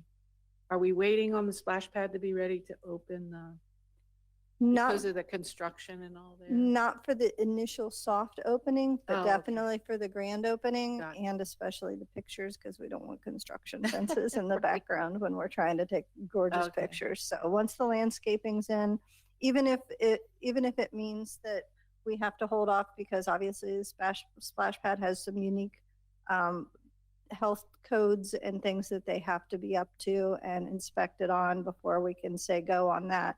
At least as soon as the fences are down, we can really earnestly explore a good, nice, gorgeous, long-awaited ribbon cutting. Okay, thank you. We're in the punch list phase of things right now. The temporary certificate of occupancy has been issued. We're talking with the architect about declaring the substantial completion date for tomorrow, I believe, Molly. Yes. So it's really, it's touch-up paint and touch-up grout and that kind of stuff. I just wanted to thank the Cultural and Leisure Board. I know that they spend a lot of time on this, and I really appreciate it, and I think our city does. I just wanted to say thanks. I know you spent a lot of time on it. Mr. Mayor, in relation to the fee schedule, I understand from Gustavo that Silver Sneakers is now on board with their the healthcare aspect of it. And thank you, Gustavo, Molly, for the good work. Appreciate it. That one's a big victory, especially for Gustavo, who was trying to work on that for the Nancy Hansen, and it just wasn't up to the needs of their program. So finally, we have a place where we meet the needs of their program and they meet the needs of our community. Because I think Mayor Pro Tem, you'd brought that up, and those were the challenges he was having. So yeah, there just wasn't enough offered at the Nancy Hansen for it to be considered for that type of program. Anything else, Councilmember Willis? Councilmember Davis? I hear fingers typing over here with our city attorney, so I think what we can do is do you have another speaker? Lee, is it this item? I didn't, okay. You got it. Come on up. Hey, Miss Visadomini. I'm sorry, I didn't see it. I'm Lee Visadomini, and I think the city is very excited. Many people in the city very excited about seeing this building erected. They see it standing there, and we see it not being used. I glanced up at these fees, and our residents, according to these fees that I'm looking at, says 0. If that's what you're voting on, let's get a resolution this evening. You can always come back from what I'm hearing and make changes. Let's do your homework by physically seeing people walk through these doors. No sense charging people money if they're not coming. Let's see if they're going to come. All right? And I think that the fees of, say, children that are not in our community, say that are in county or in the city of Cocoa Beach, we have many fraternal organizations that will help support these children to attend our multicultural center. But to sit here and say, I don't know, nobody knows. You know, if everybody knew something, we wouldn't need you. Let's make a decision. I see 000, I kind of like that, you know, I'm a resident. And the children that are going to come, or the seniors that don't have money, again, we have plenty of fraternal organizations in our community that always support the people of less need. Let's do your job. And how I feel about you're in this position, you have one job to do. Let's get one of these jobs is to get this building open. If it's ready, we're paying electricity on it. Let someone walk in the doors besides the custodians. That's all I have to say. Well, we're all in agreement that we're going to approve this. We just want to do it right, so it doesn't come. So do we need to just go ahead and approve the fee schedule for him to include in the resolution? We don't have to, but we certainly can. I think we can at least get consensus on it, and then Anthony can finish. I don't see because then we will formally vote on this again for a second time. Right.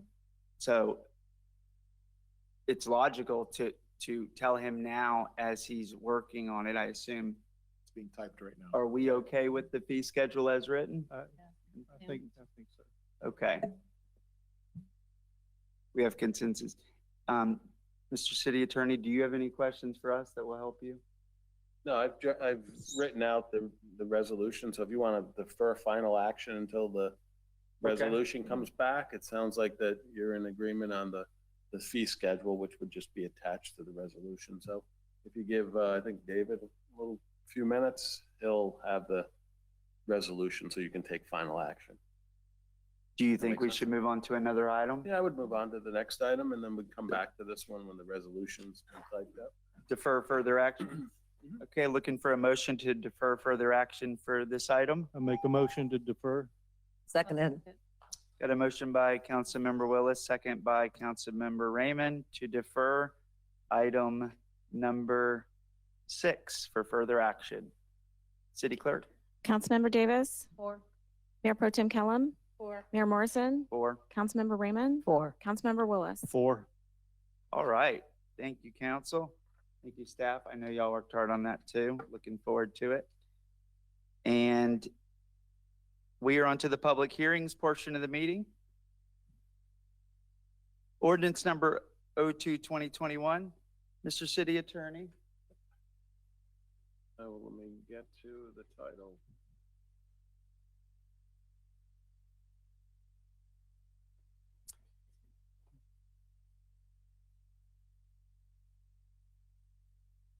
There we go. It's ordinance number 02-2022, an ordinance of the City Council of the City of Cape Canaveral, Brevard County, Florida, establishing an election procedure under Chapter 26 of the City Code to be utilized to conduct special elections of the electors of the city to fill City Council vacancies that may occur in the future as a result of one or more council members filing a notice of resignation with a prospective effective date to run for a different office in accordance with Florida's Resign to Run law in instances where there's an intervening general election, providing that any such special election shall occur at the same time as the regularly scheduled intervening general election in accordance with the city charter and code, providing for conflict severability, incorporation into the code, and an effective date. This is second and final reading of this ordinance. There have not been any changes since first reading. As I generally explained at council's direction, we're in essence codifying a procedure that 2 previous city councils used to allow the voters to vote and elect 2 council members as a result of 2 council member seats as a result of 2 previous council members resigning to run for office of mayor. So under the resign to run rule, under Florida law, if one of you or any other governing body in Florida were to resign to run for another office, they have to submit their irrevocable letter of resignation with, and normally it's with a prospective effective date. In that situation in Cape Canaveral, we had when that occurred, there was an opportunity for the city council to declare a special election to fill the vacancies that would occur in the future at the same time as the regularly scheduled general election. So that's what this ordinance does. It codifies in the code that process. The previous two instances in the last 8 years or so, the council had to convene an emergency meeting just to call for a special election to fill the prospective vacancies. So by codifying this procedure in the code, the next time, should it happen, the process is codified in the code. There would be no need to have an emergency meeting. The clerk would just proceed with beginning to qualify eligible candidates to run to fill the vacancies. Thank you very much, City Attorney. Council, we're going to go to public comment, but any initial questions for city staff or amongst ourselves on this one? It's our second reading. Seeing none, this is a public hearing item. You did not need to fill out a card if you want to speak on this, but you can come on up. Seeing none, Deputy City Clerk, virtually out there, are there any? I see you shaking your head no. No public comments. With that, public meeting is closed, or public comment is closed. Back to this council. Any discussion? Looking for a motion. All right, I'll move that we adopt ordinance number 02-2022. All right. Got a motion by Councilmember Raymond and a second by, I think it was All of them. Ty. Either one, doesn't matter. I heard she's a little, Mayor Pro Tem Callum, and to adopt ordinance 02-2021. 2022. I'm just reading it. That's a very good catch. Is there a typo? Because no, Councilmember Raymond. No, it's 02-2022. The reason why it took me a while to find the ordinance, because the two previous ordinances, emergency ordinances that the prior councils adopted are in your package as well. So the ordinance you're taking action on is 02-2022. Okay, so this summary is just a typo. Yeah, the summary must be a typo, yes. Okay, thank you. Sorry. No, that's okay. That's good. All right, so we've got a motion and a second. Did you get that clearly, Yep. City Clerk? All right, go ahead and call the roll. Councilmember Davis, 4. Mayor Pro Tem Kellum, 4. Mayor Morrison, 4. Councilmember Raymond, 4. Councilmember Willis. 4. All right. Ordinance number 02-2022 passes unanimously on second reading. Now we're moving on to, I'm going to pause. I see no Dave before we go into the next one. Ordinance number 03-2022. This is a public hearing item as well. Mr. City Attorney. Ordinance number 03-2022, an ordinance of the City Council of the City of Cape Canaveral, Florida, amending the city code to modify compensation of the mayor and council members effective December 1, 2024, providing for the repeal of prior inconsistent ordinances and resolutions, incorporation into the code, severability, and an effective date. This is first reading of this ordinance. At the last council meeting, you discussed this issue. The last time council adjusted council compensation was 1994, I believe. The city charter states that if the council wants to adjust the council's compensation, the mayor's compensation needs to be done by ordinance. The council directed that an ordinance be prepared. However, you wanted to see the effective date December 1, 2024, which is after the current terms of each of you on this dais has been expired, and you directed that we use CPI adjustment at the time that the compensation would actually be adjusted in 2024.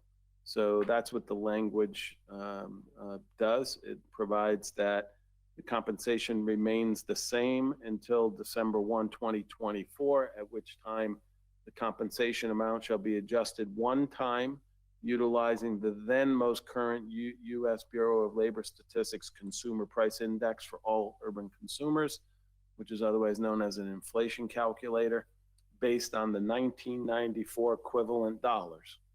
And what that means formulaically is the parenthetical. It's the CPI on November 2024 divided by the CPI of November 1994. You multiply that by the compensation currently, which is for example, council members is 2,400, and that gives you the new compensation amount. I think the manager and staff put in the current table for CPI, so you can visualize how that would be calculated in 2024. So I'd be happy to answer any questions you may have. Council, any questions for city attorney? No. Yeah. I would just like to mention, Mayor, that and for the record, anybody watching this, that no one from the council brought this forward. This was a citizen-led initiative. A citizen came to me and asked me to put it on the dais, and I agreed to do it because it had been such a long time. So we put it together. Council kicked it down the road a couple times, and finally arrived at this. There is an example calculation in there. We did that so that any future staff or council looking at this and at that time has no question about how to do this math. We did a sample that shows that if we did it based on November 2021, a typical council member's pay would go from $2,400 to $4,456. So I think we can roughly say it will double in 2024 when it's there, assuming all trends hold with CPI. Mayor. Yes, thank you. The thing, and we kind of briefed on it last time. I mean, it's not fun being in this position for the reasons we said, but I think for future councils, it's going to be interesting to see, the impact this has. What I'm thinking is because now's the time to think about this, is we have one time, 2024, what happens in 10 years when they get back to this problem again? And then that next council is going to have to lift this. Have we thought about this? Well, I believe that City Manager Morley stated that any subsequent council could do it every year if they wanted to. Yeah, and So we're not precluding anybody from taking action further. If anything, we may be establishing something of a precedent on how you do it, but not when you do it. Okay, so 2024 comes, this gets passed, 2025, very next year. Just a scenario. Motion is made by a council and they bring this and they recalibrate, and is that, I'm just trying to, so it would be manually triggered by council opposed to automatically increase. Right. Understood. Any other comments, questions on this? Seeing none, this is public hearing item. Yes, Al.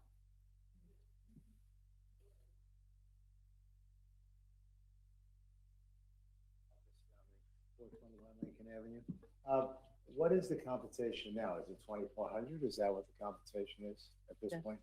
For city council members, it is 2,400, and for the mayor, I believe it's 3,200. That's what it is now. Yes, I'm looking. Thank you, Daniel, for pulling this up. This is, I know we went back to the old 90s when this is the current one that you're showing, I believe, right? Yes. Okay. That's per year. 2,400 per year. So it's $200 a month, and it's paid monthly, right? And taxes are withheld, so it's like 180, I think, on average for a council member. And then the mayor is, I guess, 300 taxes. It's like 280, so it's $100 more per month. My only concern about this is that only because I have relatives and stuff in South Florida, and probably up to close to $80,000, some 60. $1,000, on paying councilmen. And it started very low back in the day, been here less, so it started very low. There just was never, every council kind of added a little bit more to it, how they had the multiplier, and it kind of got to be pretty high. So what is there some kind of like ceiling or something that we're talking about with, as far as down the road? I mean, because if you're setting this precedent that this is what it's going to be, the multiplier, what is the end? In other words, is there some type of A cap. cap that you would say would be on this? Yep.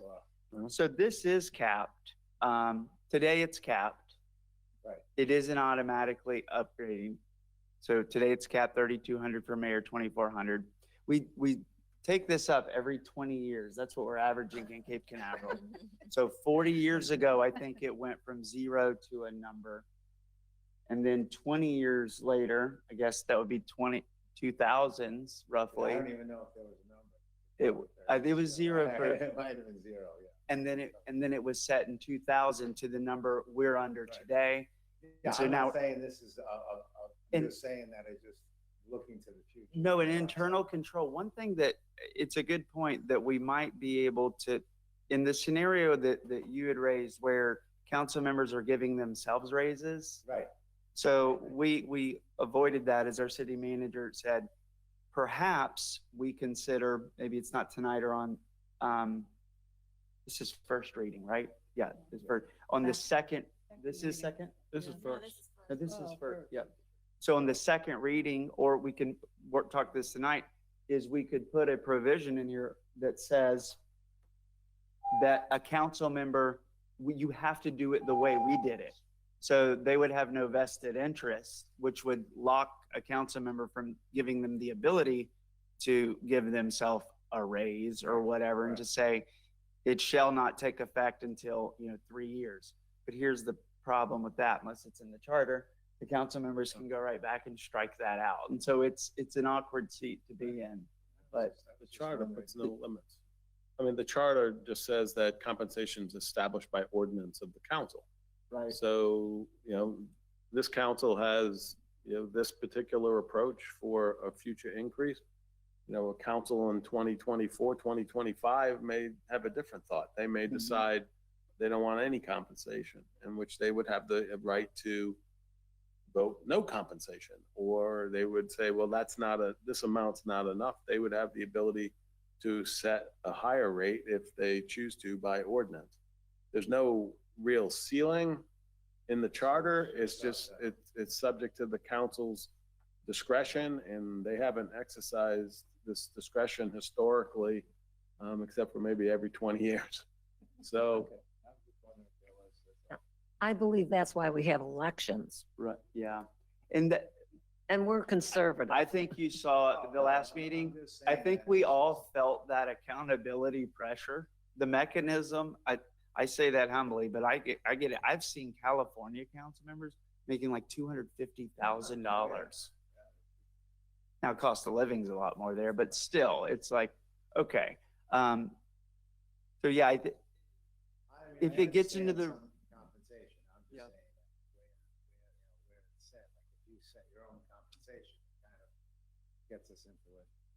Yeah. Congress is like. Well, with term limits and Right. yeah, we police ourselves and I guess we kind of pay ourselves, but I don't want to be the one, the first one that gives, that breaks the trend, but yes, I think the only way around it would be if it got in the charter, right? Because if it was in the charter, hardwired, the only way that the council couldn't change it then. And so the people would have to change it by vote, by referendum. So thank you. All right. Passing hot off the press. So if you can just dispense with the item before you, then if you want to take that up, we're ready to bring it back? You're ready to bring that back. Okay. Any other public comments out there? Do one more? Joel. Joel Fair, 354 Monroe Avenue. So to take that to the charter would require a citizen vote on an election, correct? Is that what would be required? Yeah, there's a couple ways you can get to the ballot. We can put it on the ballot. The citizens can get it on the ballot through a petition process. Okay, perfect. Just wanted some clarity there because that would take it directly to the people, and that's what you're saying, but I wasn't sure exactly what the mechanism for that was. Because I think that, as far as a thought process, that would be good to maybe have that in the charter that says every 10 years or set a time period and then say, hey, how do we go about a review process for this? And then looking back at what is precedent, as the city manager was talking about, we're setting a precedent here. How do you get that reviewed in a timely manner consistently? And that wouldn't put any numbers in the charter except for how often are we going to review this? And then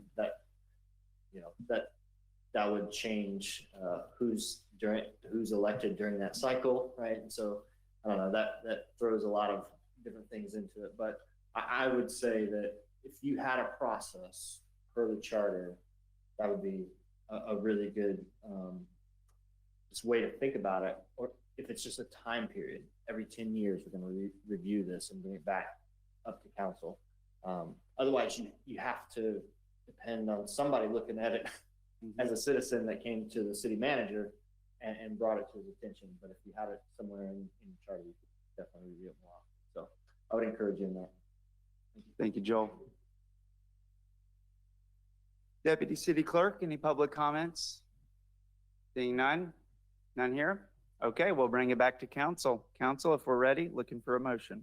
I'll make a motion, we adopt ordinance number 032022. I second it. Got a motion by Mayor Pro Tem Callum and a second by Council Member Raymond to adopt ordinance number 03-2022. Any more discussion, questions, debate? None? The City Clerk. Councilmember Davis. 4. Mayor Pro Tem Kellum. 4. Mayor Morrison. 4. Councilmember Raymond. 4. Councilmember Willis. 4. All righty. Ordinance passes unanimously 5-0. Mr. City Attorney, question. To bring this back, we need to make a motion to Make a motion to put the item back on the table for the council to consider. Because you deferred it. You deferred it further action. for further action. So just a motion to bring it back up. Okay. Looking for a motion to bring resolution 2022-11. Is that correct? I'll make a That motion. header? Okay. Second. The motion to bring it back? Okay. I've got a motion by Mayor Pro Tem Kellum and a second by Council Member Willis to bring back resolution number 2022-11. City Clerk, would you please call the vote? For the record, would you like to read this aloud because the public hasn't seen this? We're just voting to, I think, bring it back and then we'll get in. Councilmember Davis. 4. Mayor Pro Tem Kellum. 4. Mayor Morrison. 4. Councilmember Raymond. 4. Councilmember Willis. 4. Okay, now at this time, resolution number 2022-11 is back on the table. Todd, would you like to read it for us? I'd be happy to. Sure. Resolution number 2022-11, a resolution of the City of Cape Canaveral, Florida, adopting a temporary fee schedule for the Cape Canaveral Community Center until September 30th, 2022, providing an effective date. Now therefore be it duly resolved by the City Council of the City of Cape Canaveral, Brevard County, Florida as follows. Section 1, the fee schedule attached hereto as Exhibit A is hereby adopted for the Cape Canaveral Community Center. Said schedule shall remain in effect until September 30th, 2022. Section 2, the resolution shall become effective immediately upon adoption of the City Council. Adopted at a regular meeting of the City Council of the City of Cape Canaveral, Florida, assembled this 19th day of April 2022, and it has the customary signatories for Mayor, Council, City Clerk, and City Attorney. Excellent. Thank you very much. Council, we now know how fast our city attorney is. You really, Anthony. That was we'll never forget this day. Thank you very much for breaking a record there. Council, any questions on this? It is about as simple as it gets. Now, we are going to pass this with the fee schedule which I'm looking, Yes. Attachment 3. Exhibit A, and so this on the screen is Exhibit A. Yeah. So the attachment 3 was, okay. So I would make those line up. That's my first thing, is strike attachment 3 and call it Exhibit A, or call it in here attachment 3. We'll just go ahead and Right wipe that over it. out and write over Exhibit A. Okay, that's the first easy housekeeping. Anything? All right. Since public's here tonight, if you would like to read this or you've heard it read, it's a few lines. I'm happy to give this to our Sergeant at Arms, and I don't know if David printed extra copies, but does anyone want the opportunity to read it? It's here tonight. The depth was provided in the agenda packet. It was just more of wording and process. So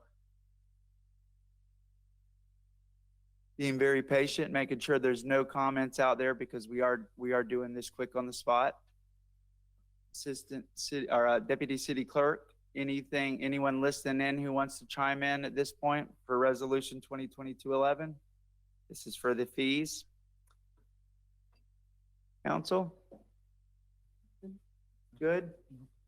All right, let's do it. I'll make a motion to pass resolution 2022-11.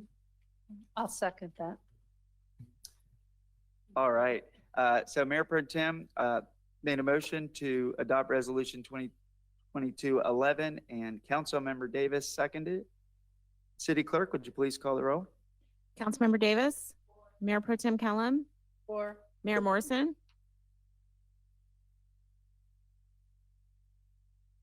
Do you need in the motion that exhibit that little? I didn't make it in the formal motion. We No, just it's fine. talked about I it. mean, the motion to approve the resolution includes the Exhibit Okay. A, which is Okay. attachment 3 in your agenda package. 4. okay. Councilmember Raymond, 4. Councilmember Willis. 4. All right. Resolution number 2022-11 passes unanimously. 5-0. Great job, everyone. Got through it. Thank you. With that, we are now moving on to item number 9, which is the agenda add-on item that Mayor Pro Tem Kellum made a motion to, where we got consensus today. This is one, we will go to public comment, but Mr. City Attorney, would you kick us off? Certainly. Okay, this is ordinance number 04-2022, and this is first reading. An ordinance of the City Council of the City of Cape Canaveral, Florida, amending Chapter 74 of the Code of Ordinances related to traffic and vehicles to create a new Article 4, operation of golf carts and low-speed vehicles on roads, authorizing the operation of golf carts on specifically designated city roadways by subsequently adopted City Council resolution, providing for definitions, providing for restrictions, certain minimum equipment, registration, inspection, and insurance requirements for golf carts, recognizing low-speed vehicles are allowed on roads unless otherwise prohibited, providing for enforcement, providing for the repeal of prior inconsistent ordinances and resolutions, incorporation into the code, severability, and an effective date. As I noted, this is first reading. We've had some discussion about golf carts. The council directed that we prepare this ordinance for your consideration. The ordinance, let me just say generally, just to preface your discussion on this, the ordinance addresses golf carts and low-speed vehicles. They are different in the eyes of the law. Golf carts are defined under Florida statutes to mean a motor vehicle that's designed and manufactured for operation on a golf course for sporting or recreational purposes, and that is not capable of exceeding the speed of 20 miles per hour. And golf carts are regulated differently than low-speed vehicles. And I'm going to get to that point in a second.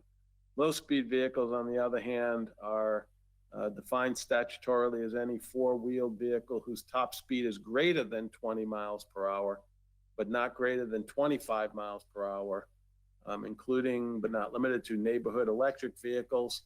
And low-speed vehicles have to comply with federal law, the Code of Federal Regulations.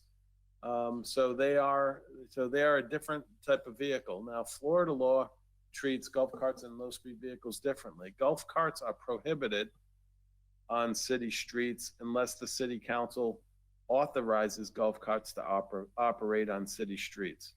On the other hand, low-speed vehicles are allowed on city streets unless the city council prohibits low-speed vehicles on city streets. So it's the inverse. With respect to golf carts, the way the ordinance is structured, this ordinance in essence is an enabling ordinance. It provides all of the guardrails, so to speak, the regulations, the requirements for golf carts. But this ordinance in and of itself does not authorize golf carts to operate on city streets. The city council would then have to consider a resolution designating certain streets as appropriate for golf carts. And the city council in that resolution would have to make certain findings related to safety before authorizing golf carts to operate on a designated city street. So with respect to golf carts, it's a two-step process. You need the enabling ordinance first, and then you would follow with a resolution designating certain streets at a later date. So that's like structurally the framework of the regulations work between golf carts and low-speed vehicles.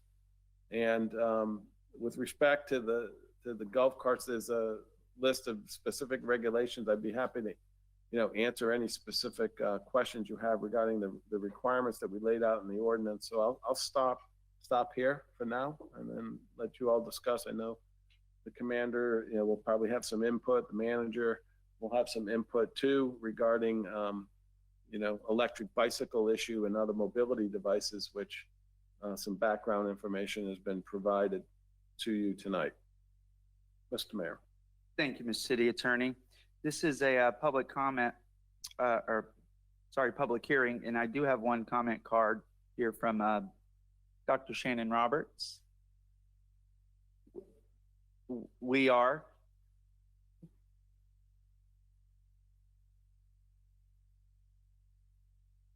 Hello. Shannon Roberts, 703 Long Shores Drive here in Cape Canaveral.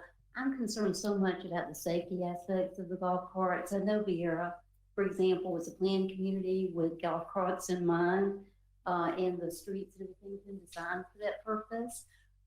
It just so concerns me with regard to the visibility aspects of this. I know there's some provisions, to protect both the people that are driving as well as those that are in the golf carts, but it just really worries me. It's almost like something that I think we should workshop to the community. I just think there's just so many safety issues with regard to golf carts in the city, given the way our streets are structured and the fact that we have lighting issues and so forth in the city that I think need to be addressed.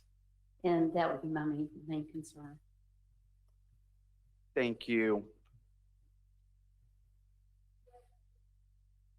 This is a public hearing item. I actually don't think you need to, right? You can come. I think you still need to fill out a card, but you can fill one out after. Yes. Well, I've got one for you already. If it's okay with our city clerk, can I check a second box for her for the two items? We got you covered. Perfect. Mr. Dominic, I do own a golf cart that I had to go to the state of Florida and have it registered as a low-speed vehicle. I had come to the city about 5 years ago. I was interested in having a golf cart. We can get to most places in our city safely on a golf cart. With today's carbon footprint, you have an electrical golf cart, you're cutting down on your fuel consumption. I can get to Most places, there are traffic lights that you can cross, and it says that you can cross safely at a traffic light. And West Canaveral can always cross safely that traffic light by McDonald's. There's a traffic light that will take them down to the beach, down to Ridgewood, and they can get to the beach or to Jetty Park. All of those roads are under 30 miles an hour. To get to Publix, you might have to ask for another traffic light to be installed, but if you do your due diligence, you can cross by the old Perkins. There's a traffic light, and cut through, and you come down right along Publix, right by the Catholic Church. There's a traffic light. So when you're leaving Publix, make a quick left and a quick right, you're back on Ridgewood. If you're continuing going down Ridgewood, down to Ron John's, the street that Ron John's is on, there's a traffic light. You can cross into Winn-Dixie. You get to Winn-Dixie. Again, come back out of the traffic light, head down Ocean Beach Boulevard and back down into our city. I can get to Jetty Park safely. I can get into the port safely. I've been driving my golf cart for 5 years. Been approached 3 times. They know I have my license, my insurance. I do have to have PIP. It does cost me $600 a year to have insurance on a golf cart. To the best of my knowledge, the only company that gives insurance is Allstate. We were with Geico for 35 years. They're not authorized in the state of Florida to have insurance. Because we are a non-authorized city of golf carts, you have to have PIP. So I don't know what the rules are in Vieira and why those people are allowed to negotiate those roads. Their traffic seems to be as heavy, if not more heavy than we have. I don't want to reinvent the wheel. I love using my golf cart. It's safe. It has seat belts. It's fun. And I'm not on a motorcycle. And, I'm not on my bicycle. Some days I do use my bicycle. But it's an easy way to get around town. And with the cost of gas going up and our senior population, and I think we really have to look at this and say, we want to slow our community down? If there's a golf cart on the road, you're going to slow down because it can only go 25 miles an hour. And that's what our signs say. So I want you to take a long, hard look at this. Because as a senior, 71 years old, I enjoy my golf cart. I feel I travel safely throughout our little beach community. And it's a fun act. It allows you to still have fun. Okay, so I just wanted to put that input in. I have been paying insurance. If you go without insurance and you go with a golf cart and a non-golf cart, that's your choice. But I would like somebody to really investigate how, in the county, you can go on any county road as long as it's under 30 miles an hour. Why can't we do that here? I know Cocoa Beach has addressed it. They might have left themselves open a little because all roads are not inclusive. I don't want to be open for a lawsuit. That's not what I'm looking for. I'm looking for us to think smart and try to advance our city. We're going below carbon footprint. This might be another avenue that we can be successful. Ms. Visnami, I got a question for you. You said something, and maybe our city, your insurance is $600 a month or a year. A year for my golf, just for my golf. $50 a month, right? I mean, my math. So, Yes. and because there's only one, that's why it's probably higher, like we were talking about. But you said something about having if the community you drive the car has a policy. Did I hear you say that might have a positive effect on lowering the rate when the insurance does the underwriting? Yes, well, because a community such, why in Vieira, they They don't have insurance. They don't have insurance on their golf carts, and we have teenagers driving them to school.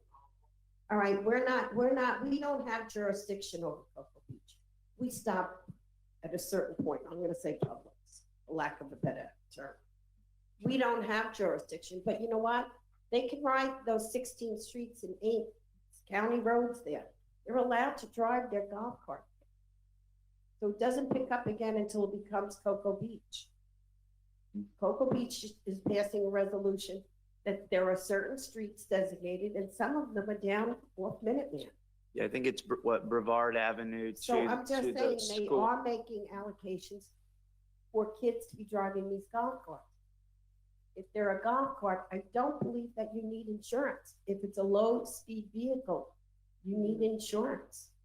The only way I Okay. could get my golf cart to be used in our city was to make it a low-speed vehicle, put all the bells and whistles on it to pass it. Yeah, it was expensive, but I felt that this is what we wanted to do. We wanted one car, and I didn't want to leave Al home when I was out volunteering if he had to get to Ace. So I said, we'll get a golf cart. And you can park by the ice cream store and go into the Ace Hardware. Thank you. Just saying. I love it. Yes. One question, then we'll go to council, piggybacking off of what Lee just shared. Maybe our city attorney can help me, or anyone. That golf carts in unincorporated parts of the county, as Mr. Sinamani said, today can drive. I got just a few quick little questions. Is that accurate, as you understand it? So Avon by the Sea, no man's land. I don't know if Brevard County has authorized golf carts on. If they did in their ordinance. Yeah. I mean, the way it works is that you have city streets, county roads, state roads, right? Federal, don't even worry about the federal, but each entity with jurisdiction over the road has to authorize the golf carts to operate on their respective roads. So the city is the only jurisdiction that can authorize golf carts on city streets. Okay. The county would have to authorize them on county roads, and the state would have to authorize on state roads. Okay. So I can't speak for what Brevard County may have done in unincorporated areas. So if it's in their ordinance, that's why. And golf carts, I see you stepping up. Do you have? Yeah, sure. Actually, right now, in no man's land, there aren't golf carts that haven't been approved. So the county would have to designate that certain area. I mean, just Okay. like Vieira right now is, there's other, like Grant Valcaria enacted an area where they can utilize golf carts. So it's kind of up to individual areas. Obviously, Vieira is a golf cart community, it's kind of designed and built, has the infrastructure for that. I mean, they're not allowed to operate golf carts on any of the major roads there. Stadium Parkway, Judge Fran Jamison, Vieira Boulevard, none of that is allowed. Essentially, it's the sidewalks because they built their sidewalks with golf carts in mind. So it's the sidewalks, it's all the private streets, the neighborhoods, which a lot of them, of course, are gated. And because, it's a golf cart community or golf course community. So Vieira, yeah, it's a little different. And yeah, definitely do not agree with 14-year-olds. But unfortunately, that's, that's the county. Now, the county, if they wanted to, can enact, I know the city attorney here, when he enacted this ordinance, took a lot of those things into consideration and made sure, that it's going to be a licensed driver and some other factors in there. But now the other problem too right now, Cocoa Beach, they do have a golf cart ordinance, but right now it's limited just to that surrounding area where the golf course is. I spoke with their chief of police last week.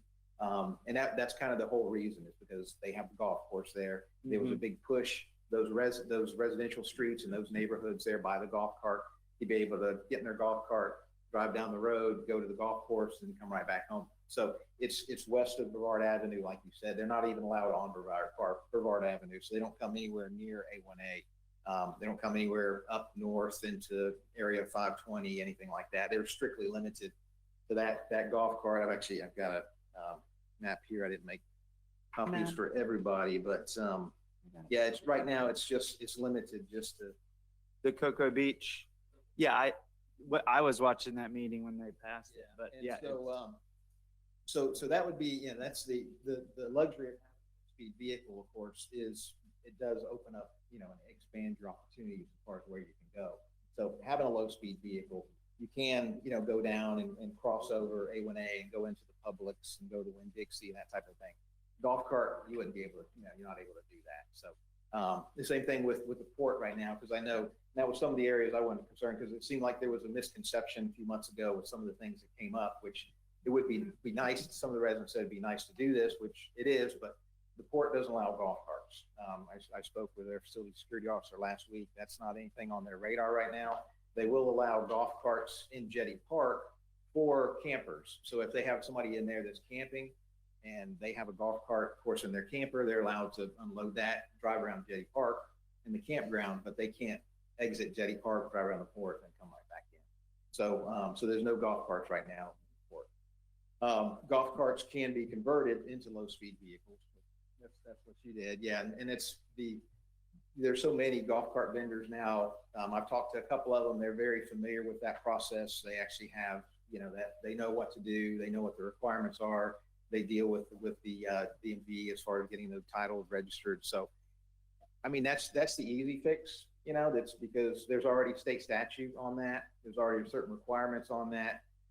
It opens up, where you can and can't go. The problem too with golf carts now on the west side, if you want to cross over, DOT has to get involved in that, because if you're crossing a state road, now DOT has to get involved. They just came out with some new regulations in their traffic engineering manual as of November last year, where they're going to come in and do a study and require certain things to see if it's, if they will allow approval. So that's going to be another entity that you have to get involved With a golf cart. with a golf cart. Okay. Correct. Not a low speed. Not a vehicle. low speed So vehicle. the Vista Dominis, they're fine. Right. So, just to Very helpful. No, and I know that tonight isn't it's not about the location. But that was helpful to understand insurance requirements. So, Commander, thank you so much. I'm sure we'll have some more questions. Council? Driver's license is not required for insurance or any of that, correct? for a golf cart. Yeah, for the Florida statute. For Florida statute, no requirement for driver's license for golf cart. Yeah, that's how they get away with it. So they don't have to do any of that. Okay. Thank you. All right. Mayor Pro Tem Kellum, you want to? We've got Yes, thank you. public hearing, and because this is an add-on item, I'm fine with if there's more public comment at the end. I know that we went a little early there, but I wanted to hear them first, and so as you hear us talk, if something comes, just let us know. So thank you. Oh, yes, thank you. This is a long time coming. I've been pursuing this for a while. I think that, Shannon Roberts talked about Viera. This is different than Viera. We can regulate how we do this by ordinance, and Anthony's done a great job covering all the bases. In Viera, they're not allowed on the roads. They are on the sidewalks. And yes, there's 14-year-olds driving, which we do not want any part of that. The designated roads that we are thinking about would be North Atlantic to Central, and then only on the back roads, Ridgewood and the presidential streets. And right now with the gas prices the way they are, for a senior citizen, or I have a golf cart, it goes 14 miles an hour. If I could drive my golf cart to Canaveral Meats and pick up lunch meat or whatever, and not use my car, or to take my golf cart to the new community center, the library, things like that, I think it would be really helpful as far as our race to zero emissions. And then, it gives us a small town feel that so many people talked about in the revisioning on how we keep the small town feel. We have an example of the ordinance from North Carolina that Don brought in, but Flagler Beach has it, Satellite Beach has it, Cocoa Beach has it now. And they, in Flagler Beach, they got permission from the DOT to cross A1A. So it is possible, and I talked to Anthony about it, and he knows the process and how we would go about it. And I think also in our town, it would help with parking for businesses. Like, for example, you know, Ellie Mays, just off the top of my head. She has a problem with parking there, and she's a great business, does a lot for the community.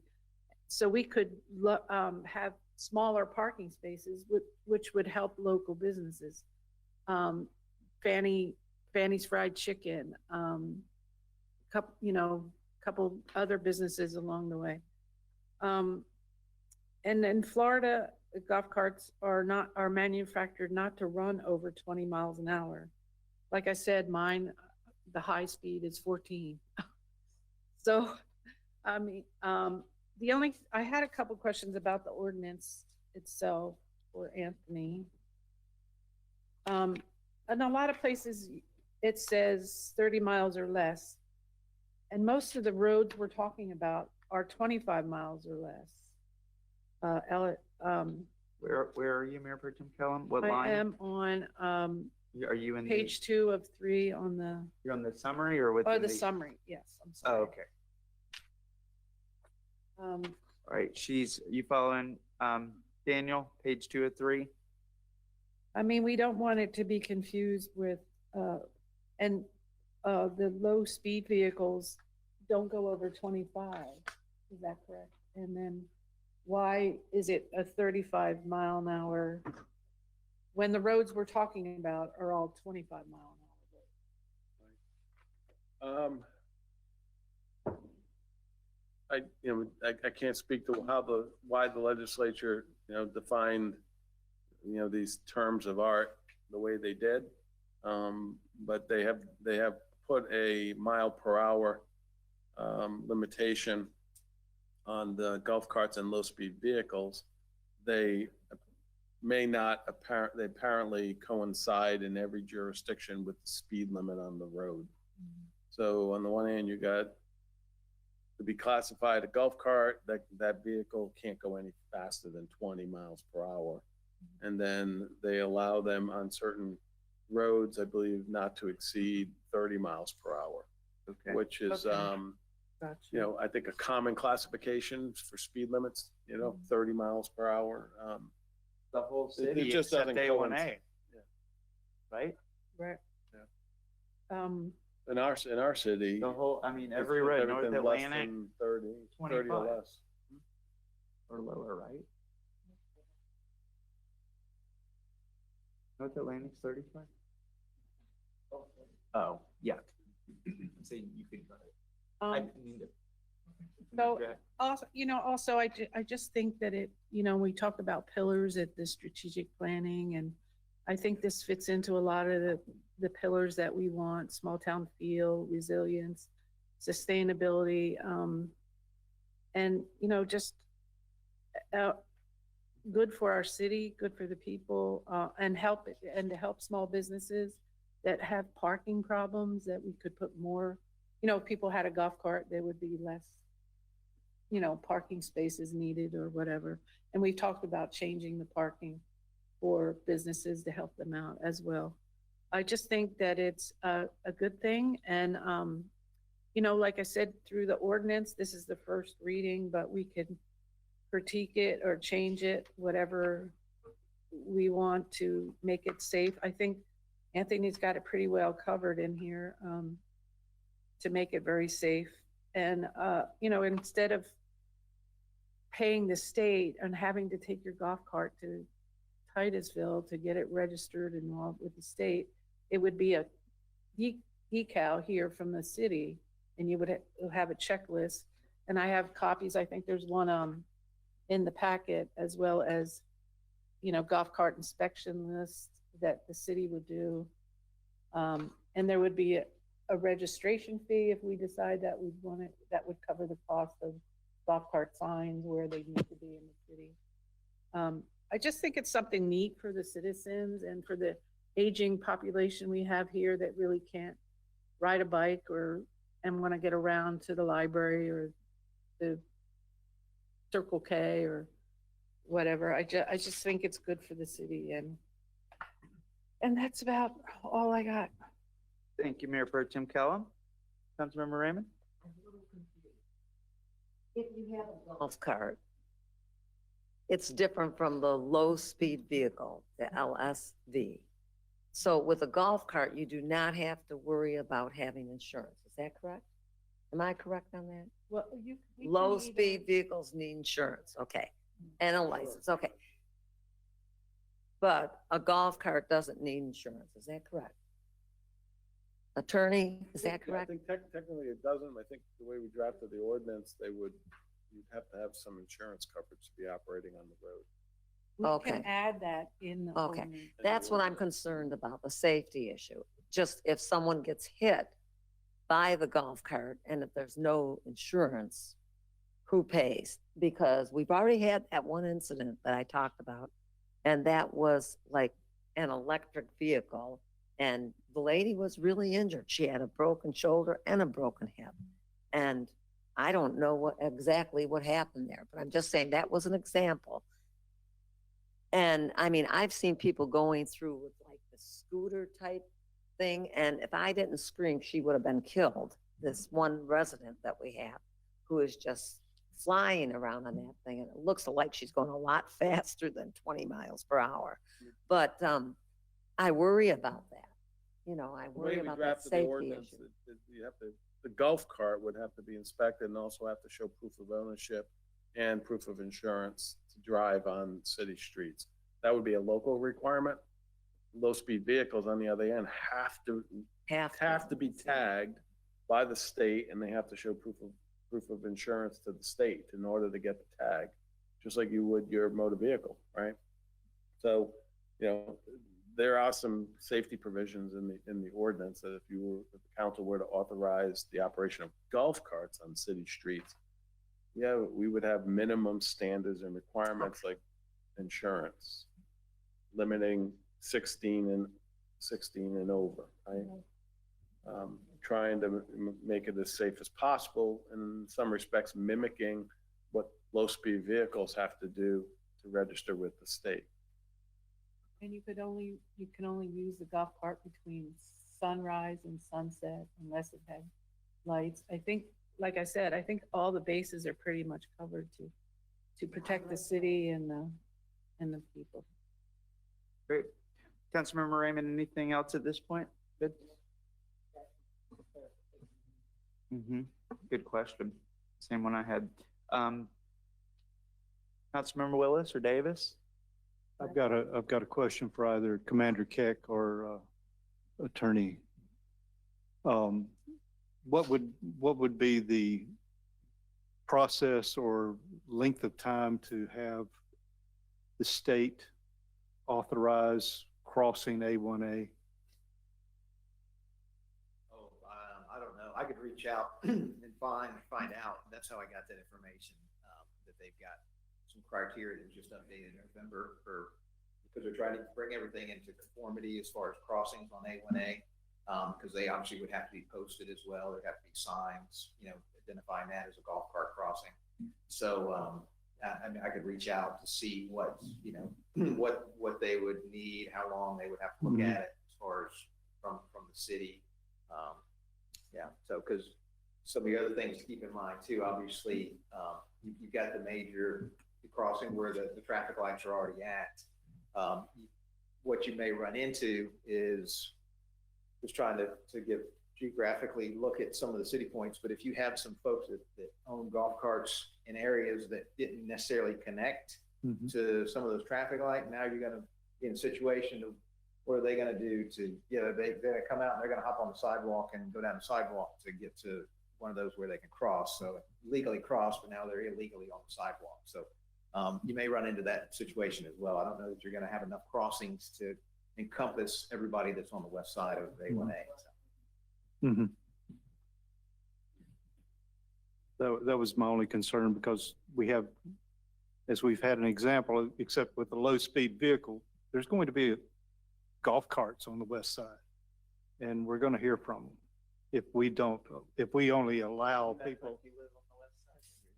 Maybe I do, but, as Omar stated, he likes to go to the beach too. So we're going to restrict anybody who lives on the west side from using their golf carts. The biggest challenge, I mean, if we are the council that can connect by working through FDOT, Commander Keck, if you can pull this off, if you can get that relationship, that is such a big pain in this community. It's like east versus west. It just feels like two different cities. Sometimes Well, we've I talked mean- about it. I've talked about it, I think, with everybody in this room at some point. And so, agreed. Well, I mean, I can talk to FDOT through the TPO, but, I'm really concerned about what law enforcement, how they feel about it. The packet that we received from Wendell Police Department came from my nephew, who's a captain with the Wendell Police Department. And they were very concerned about injuries crossing major thoroughfares. And that has been a problem for them. Yeah, absolutely. And just like Dr. Roberts spoke of, I think no matter where you're at with golf cart, I mean, whether you're pro, against, happy-go-lucky in the middle, don't care one way or the other, I think everybody can agree that, yeah, the one big common factor, of course, is safety. I mean, it's, you're taking inherent risk when you get out there, especially nowadays on the road with distracted drivers and tourists and vacationers and things like that. So, obviously golf carts were designed for golf courses initially, and making it a low-speed vehicle, whether you purchase a vehicle already as a low-speed vehicle or whether you have a golf cart already and you take it and get it converted to a low-speed vehicle. I mean, they are putting some safety features on there, seat belts, obviously the lights and things like that. So, but I mean, the structural components of the golf cart are still the same, and a golf cart versus a vehicle does not usually end well for the golf cart. So yeah, that of course is the biggest concern, just a safety standpoint. We take our life in our hands by crossing A1A every day. Today, both going across A1A and then going back home, 4 cars went right through the red light. They don't, and so I think golf carts, same as riding the bike, that you wait until you see everyone stop before you go. You have to abide by And then, making that left turn off of Center, they just don't understand. They just think, even though the sign is up there, watch for pedestrians and allow pedestrians the right of way, they don't stop. They will when I scream, though. Then they stop. I've witnessed it. You didn't know I was there, but I have. One of my concerns too, we're going to be working on the presidential streets, right? So we're going to be doing some construction, and there's going to be different things on those streets. I know it's not starting tomorrow, but it will be starting. Where do they go? They're going to go on different roads and different things like that as well, if we allow them on the roadways, trying to avoid all the construction or different things if we're doing work. So it's one of my concerns, because that would be right in the areas that we are supposedly allowing them to drive on the roads. We're not going to do all the presidential streets at one time, and it would be just like a vehicle going down presidential streets. One of my concerns is if once we do it, that they're going to go other places as well, just to avoid. There's not too many places they can go. It's Ridgewood. They can't go on A1A. They would have to stay on. They can't, but they may, is what I'm saying. We can put all the restrictions we want. They can't be 14, we can put everything we want, but that doesn't mean they're going to abide by them. So that's my concern as well. Well, other cities, like I talked about, Satellite Beach, Cocoa Beach, Flagler Beach, a couple other cities. I've talked to their police.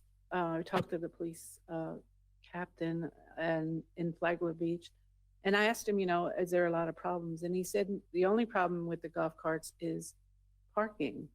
People park where they're not supposed to park, but we're getting a handle on that. But as far as getting hit by cars and Flagler Beach is way busier than we are. And yet I understand A1A is the you know, the holy grail, that crossing it. But so if you have a low-speed vehicle like the Vixidominis do, and you have seatbelts and a tag, does that make you less vulnerable to someone running into you? I mean, they cross at the light, you speed up, you cross, they stop. I mean, they could get hit by somebody that runs through a red light, just like a golf cart could. I mean, if we have a designated crossover, I think that, you know, it doesn't matter if it's a low-speed vehicle or a golf cart if you're abiding by the rules of the road, you know. And as far as, I talked to A1A Rentals today, and he is interested in, he wants to rent low-speed vehicles. And I thought he was talking about his business on A1A, and I was like, absolutely not. You know, you can't do that. He's renting a place on Central to rent low-speed vehicles, and he was concerned about crossing A1A. And he said that, I don't know if he talked to you, Commander, but he said that he talked to the Sheriff's Department. I don't know how true it is, but he said that they said it was okay to cross A1A at a light. With a low-speed vehicle. Low-speed vehicle, golf cart. Right. Different things. Right. Yeah, low-speed vehicle, you're legally allowed to do that. Mm-hmm. Golf cart is the one that you have to get approval. Right. And my point to all this was to try to save the people of our city, the residents, from having to haul their golf cart or low-speed vehicle to Titusville to get it inspected, which takes a long time. I'm sure Lee can attest to how long it took. And do something that, you know, is personable in the side streets, something for the residents to enjoy, to get to the community center and the library and things like that. I think you take a risk whenever you walk out your door that you're going to get hit or run over. We can't, you know, stop everybody from doing everything because there's a chance of getting hurt, you know.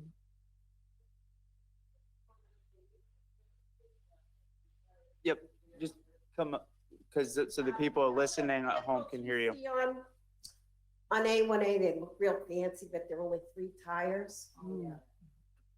And those don't need insurance. And they are so low, you can't see When them. I had a little scooter, I got it tagged as a motor vehicle. The reason we really got the golf cart, Al got nervous that I was riding the scooter, you know, the way I was driving. So if I didn't need, they tagged my scooter. I was whatever, you know, under 25 miles an hour. Because it was 2 wheels, I needed no insurance. All of us have no state Florida insurance. If you walk across A1A and you get hit by a car, your car insurance pays your bill, not the car that hit you. I was hit by a car. My car insurance had me. That's what your no-fault insurance does.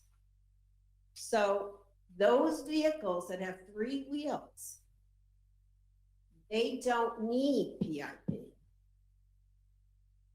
Only at Florida statute, and they changed this about 3 years ago. And if you have 4 wheels on the ground, you need PIP. So if your golf cart is 3 wheels, you don't need any insurance. If it's 4 wheels, you need PIP. Thank you. It has a lot to do with the city allowing golf carts in there. That has a lot to do with the insurance as well. So yeah, here's the way, and we'll kind of bring it on back and we'll officially, I think, tie this up, is every city's different. And so it's good to learn about flagglers and that. And the way I see it is, if I'm crossing A1A, I would rather be in a, you know, big truck. That'd be the best case scenario. Next best would be, you know, probably a golf cart. And the worst is walking, right? No protection. But I'm not here to debate that. I agree that it's just a dangerous road. And it is a little weird that you can cross A1A with all, like Councilmember Raymond's, all these other electric 3-wheelers, 2-wheelers, 1-wheelers, all these things. But if you have a 4-wheeled golf cart, you can't cross A1A. You know, I can go across in a unicycle, but I can't go in a golf cart. But you, and it's just a weird thing. But I think the way I approach it is we get a chance to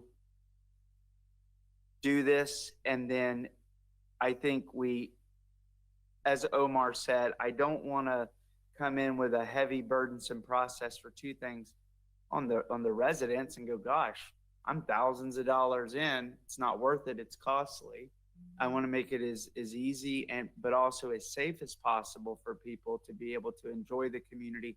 I'm a fan of this. I think it can be a big success, but our commander is going to be, he comes to every meeting. And I think if this ends up making it through, I think I'm going to be feeding off of his responses and how it's going, and not necessarily to repeal or abolish or get rid of it. Can we make a change? Can we improve it? And which leads me to the second part is the registration process. That will be handled by? That hasn't been defined, but it would be staff. Okay. I mean, we would possibly That's not work in with this. BCSO, perhaps code enforcement could work with them cooperatively. So they'd pay a fee and they would come down to we would put a legislative program together that would make sense. Okay, we would let the council know what it is and weigh in on it. Yeah. And okay. I'm just thinking about like how hard it is to become street legal there. But yeah, this is first reading. Obviously, we've had a few days we haven't really got to get in, I think, as deep as we want, but what we're seeing today isn't something that Anthony, I think, took a blank piece of paper. You've worked with staff and everyone. This was modeled from, which is this closest to, what community? Or is it kind of a mixed bag? It's a mixed bag. There's Okay, a lot to fit what we need. A lot of things that, we talked about safety and having different requirements. I mean, there's a lot of different ordinances out there. I mean, this one, frankly, you all started with Cocoa Beach. This looks nothing like Cocoa Beach's ordinance. I mean, there's a whole myriad of, precautions and safety It's way safer than- provisions. It's not the wild, wild west version of golf Exactly. cart ordinances by any stretch of the imagination. Okay. It's to do it. If you're going to do it, you got to do it responsibly. It addresses low speed vehicles, which is a different animal. And is there any costs in here? Do we get into fees, or would that be addressed on another? Separate resolution. Okay. That would be a resolution. Okay. If the council wanted, establish the inspection fee. Other than that, there are no cost provisions in here, other than, of course, in order to meet the requirements, you got to probably put a little investment into your golf cart if you want to make sure that you're going to drive at night. You're going to need to make sure you have proper headlights, tail lights, brake lights, and all that good stuff to operate safely on the road at night. So if someone owns a low-speed vehicle, like Lee and Al, the process is just like a car. There's no difference. And so they're not going to, low-speed, you went to Titusville, and I think you bought, but just think low-speed vehicle is car. Golf cart, this is the process that we're proposing. Does this change, take them, and I'm going to, we'll do public comment at the very end one more time. Let me just pause, because if we want to make sure you're on the record and we're talking, I promise you I'll finish and we'll wrap it up. But does this change, like take the Vista Dominis, today they don't need the state statute governs their process. They followed it, they're street legal. by implementing this, does this change their life? Business as usual for them? It's business as usual. Okay. So low-speed vehicles are the same. Now we're allowing a process for golf carts. And the last question is, there's something about electric bikes addendum or a? I'd be glad to address that, Mayor. Yep, that's my final question. Thank you, Mayor.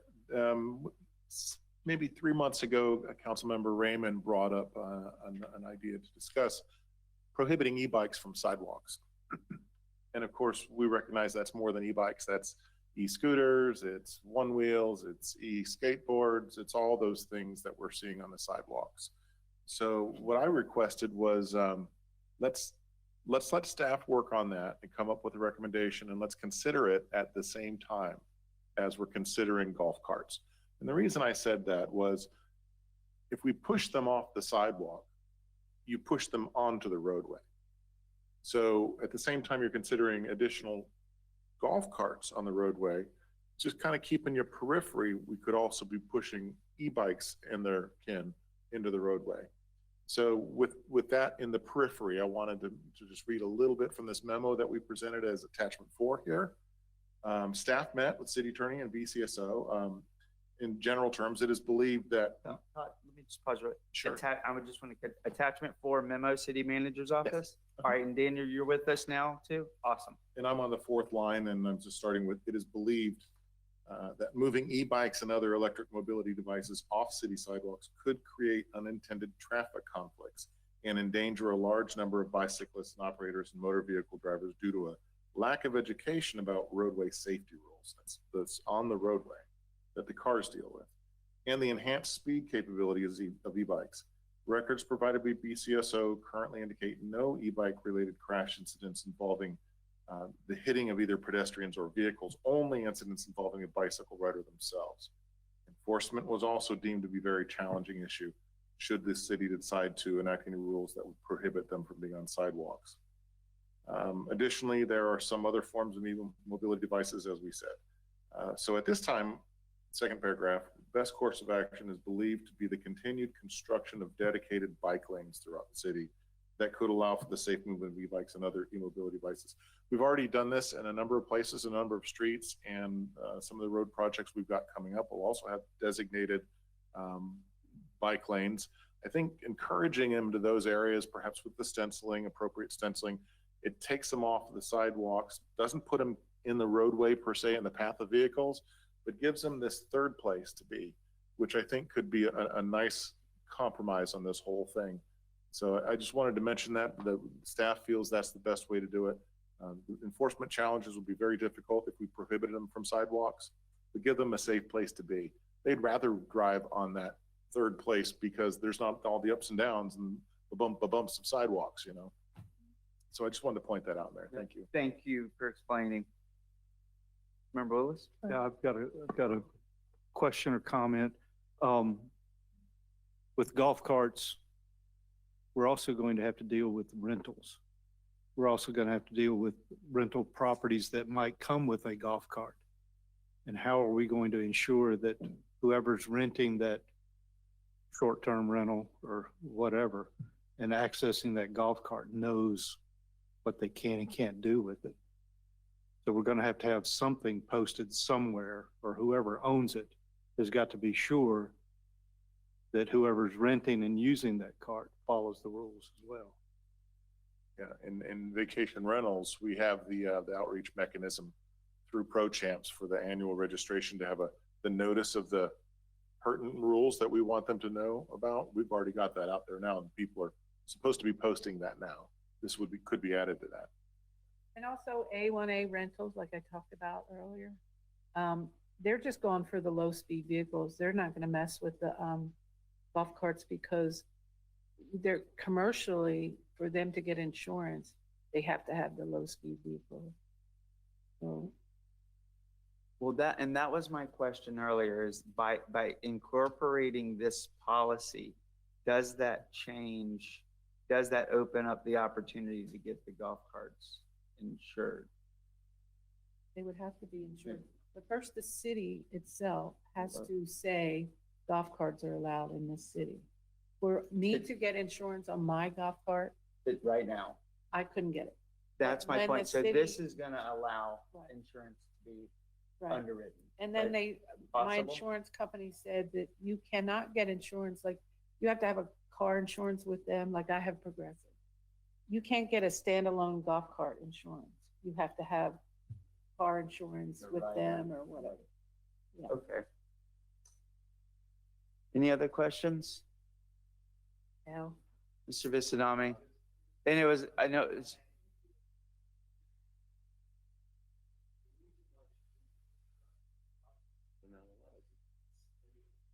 That's right.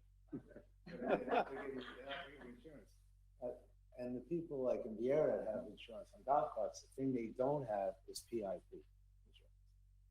Low-speed vehicles, they passed an ordinance, they want PIP insurance on, and that's what you need on a low-speed vehicle. In order to be a low-speed vehicle, you have to be able to go over 25 miles. That's what, your conditions that you have in this for your lights and everything else is the same as a low-speed vehicle. That's what a low-speed vehicle has to go through. All those things that you put in here. Which are the same as a car. Exactly. So you're putting that in for a golf cart, which people have to, and the tires, have tire, DOT tires, stuff like that, to be on the road, so that this way you don't get blowout. But the only difference really between the two things, one goes basically a little bit faster, so basically they feel safer on the road is a low-speed vehicle. The golf cart's going to be going slower. People are taking consideration of what it is, and the insurance aspect. If you have a golf cart, like when I first got mine, they classified it as a golf cart. I got my insurance through Geico. A year later, a year and a half later, Geico sends me a notice they canceled my insurance. I don't have a golf cart. I have a low-speed vehicle, which I had no idea. That's what it was. But I mean, I went along, and that was the difference. But it's really just the difference with all the safety things that you're putting into this. And the only difference would be the speed. Those are the same things. And for the consumer, the cost will be lower for a golf cart to get it street ready. Yes. Right, because Lower you pay cost. more to go faster, more Right. range, right? And probably if you ask this, I don't think insurance companies will make you get PIP on a golf cart. On a golf cart. On a Because low of that vehicle, you speed. need it. Yes. So PIP is triggered on speed. Right. And understood. Thank you. That's helpful. One other thing, I think the bicycle, somebody has to put up some educational thing on these bikes, on the e-bikes, because Ridgewood, they don't realize they're supposed to stop, and stuff, and I see them going down there. I mean, Yeah. I'm amazed. I mean, I'm on a golf cart. I mean, they're passing me on a golf cart. They don't stop for anything. They just keep going. And sometimes people also on a four-way stop tend to look and then just go. And I'm amazed at how fast they're going. Well, and I think we're kind of treating this a little workshop style here, but that's where it's frustrating because a bike under state of Florida can ride on like a car, right, on the street. And we're over here talking about our concern about golf carts. So you take a bike like you're talking about that's going, I swear, some of them 35 miles an hour. It seems like 40 down Ridgewood. They're flying. That's way more dangerous than, a golf cart base, four wheels, driving, and they're blowing every stop sign, and it's like, I hear you. I think, it's a tough one for sure, but stop signs are the issue. So, okay. Anything else? This is first reading. Yes. Oh, please come on up. Yes, I just wanted, because we got this agenda item on short notice, and I know the public didn't get a chance to maybe dig in as deep as they'd like, so. My main concern, I know we're talking about A1A, but you all just mentioned Ridgewood. I want to mention North Atlantic, and I know, Mickey, I appreciate where you're coming from, but being in that part of the city, we frequent North Atlantic all the time. And I can't begin to tell you how many times people will pass the stop signs, not intentionally, but they won't see them. And also the amount of speed. I mean, they will go up to 30, 35 miles an hour, especially with visitors from the port or during launches and so forth. It just worries me. There's so many arteries on North Atlantic in particular. You know, I know in Ridgewood, it seems like there are more stop signs. Maybe that's my perception, but in North Atlantic, I'm not advocating for more stop signs, but I just think there's a tendency for people to speed, even go 30 miles an hour instead of 25. And to actually, in some places like Villages of Seaport, they'll go around, you know, when there's a line there to go into Villages of Seaport. I just think there's some traffic patterns that we should be studying, maybe do some more benchmarking. And I think this is significant enough for the city to do a workshop on. I know it's like a workshop, but I think this is something that really impacts the culture of the city, the safety of the city, the way the city is designed. I know we didn't think about this with forethought like Vera, but that's what worries me. We've got some places where I think we're very vulnerable to some safety issues there. So. Thank you. So tonight we are passing, and I agree with a lot what you said. We're not passing the map. That'll be on a future. I think once we get into that, our staff and team, heard you loud and clear, are going to be looking at those. Like we talked about, follow the people around. They walk through the grass. I know those areas, and I know North Atlantic is, to me, more dangerous, and I guess the data would show, than Ridgewood for sure. And as you get closer to A1A, but this has been brought up 2 or 3 times at just a discussion. But at the next meeting, we can make a big push and try to get some people to come out and start talking through it. And the majority of the citizens that I've engaged about this, I've said something tonight. It's about location, it's about A1A, and it's all, I think that this, from what I'm seeing, is good. The real debate's going to come into the map. Like, where are they allowed? And we almost couldn't avoid it tonight. We were talking, it was so mapped, because that's where our head goes. So I think for tonight, we can get this through first reading, and then maybe we can try to get a workshop, because when this passes the next, we still got to go through 2 readings for a map, right? Oh, it's a resolution? Sorry, you said that earlier. So would that resolution come at the next meeting? Probably not, because that would be the second reading of this. Okay. But we could take some direction from council about where the study area should be. Okay. Yeah, I'm just trying to think, what is the minimum time that would some cities, to get some fully cities, adopted? we're talking about the actual location of roads. Just, we obviously need to read this twice. We're going to need to The pass a ordinance resolution for a map. How many months in the fastest track scenario will it take? I'm trying to get a timeline. The fastest track for the adoption of the enabling ordinance would be in May. The council would consider second and final reading of this ordinance, and you could then adopt it in May. Now, then that's just the enabling ordinance on golf carts. Then the council would have to consider a resolution to designate certain roadways for golf carts. And the way the statute reads, you have to make certain safety findings on whether the specific streets are appropriate to be designated. Some cities and counties have hired traffic engineers and actually studied where golf carts could safely operate in their communities. And I've provided the manager an example of one of those studies. It depends. So the timing in terms of designating the roads depends on how long and how thoroughly the city wants to examine the roads to be designated for golf carts. That could be 30 days, 60 days, 90 days. Who does the safety findings of the study? My opinion, I mean, because it involves traffic, it involves safety. You're gonna need to hear from the commander, of course, but you have a traffic engineer that deals with traffic issues all the time. So they typically make a recommendation in a written report, okay, on which then the council can base its findings to designate a road.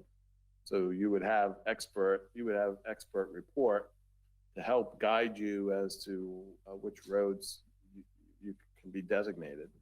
Some communities have gone to that length and that depth before designating roads.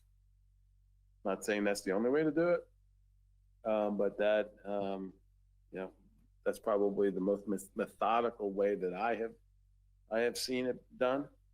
So you don't have to do that.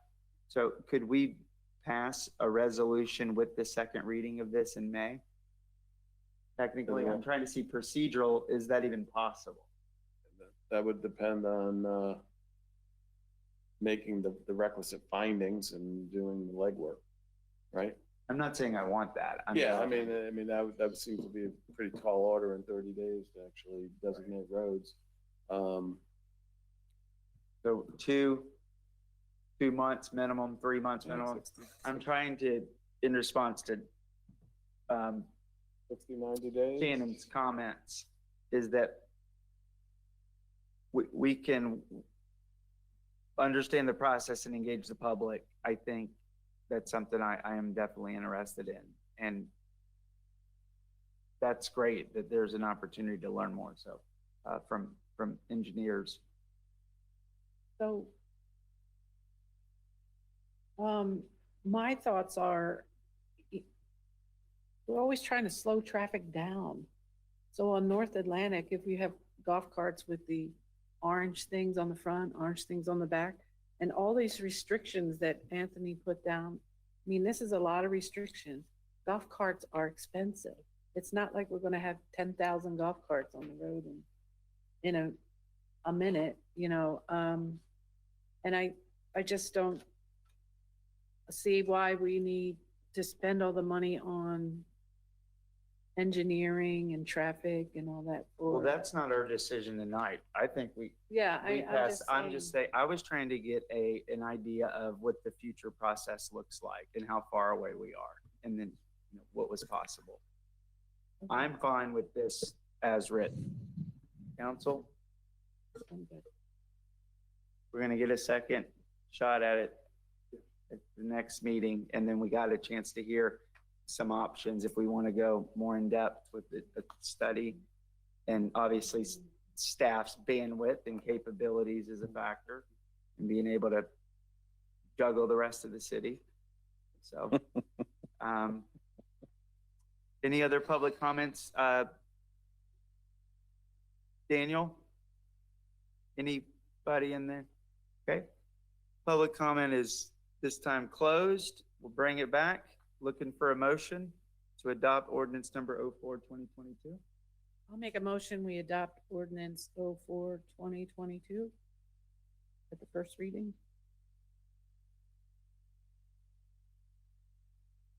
I'll second. Got a motion by Mayor Pro Tem Kellum and a second by Councilmember Davis to adopt ordinance. Oh, I'm sorry, Willis. Thank you. Got a motion by Mayor, I'll start over. Got a motion by Mayor Pro Tem Kellum and a second by Councilmember Willis to adopt ordinance number 04-2022 on first reading. There's no more discussion. City Clerk? Councilmember Davis? Against. Mayor Pro Tem Kellum? 4. Mayor Morrison? 4. Councilmember Raymond? Against. Councilmember Willis? 4.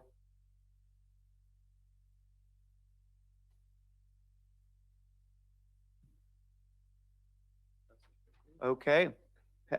Ordinance 04-2022 passes 3-2 on first reading. With that, that brings us to the end of our meeting. Unless I am missing something, we have 2 informational items. Our monthly financial report, which was provided. I do have one comment on that. One of them is, it looks like there are some just unless I missed some glaring errors in this report, take a look at it.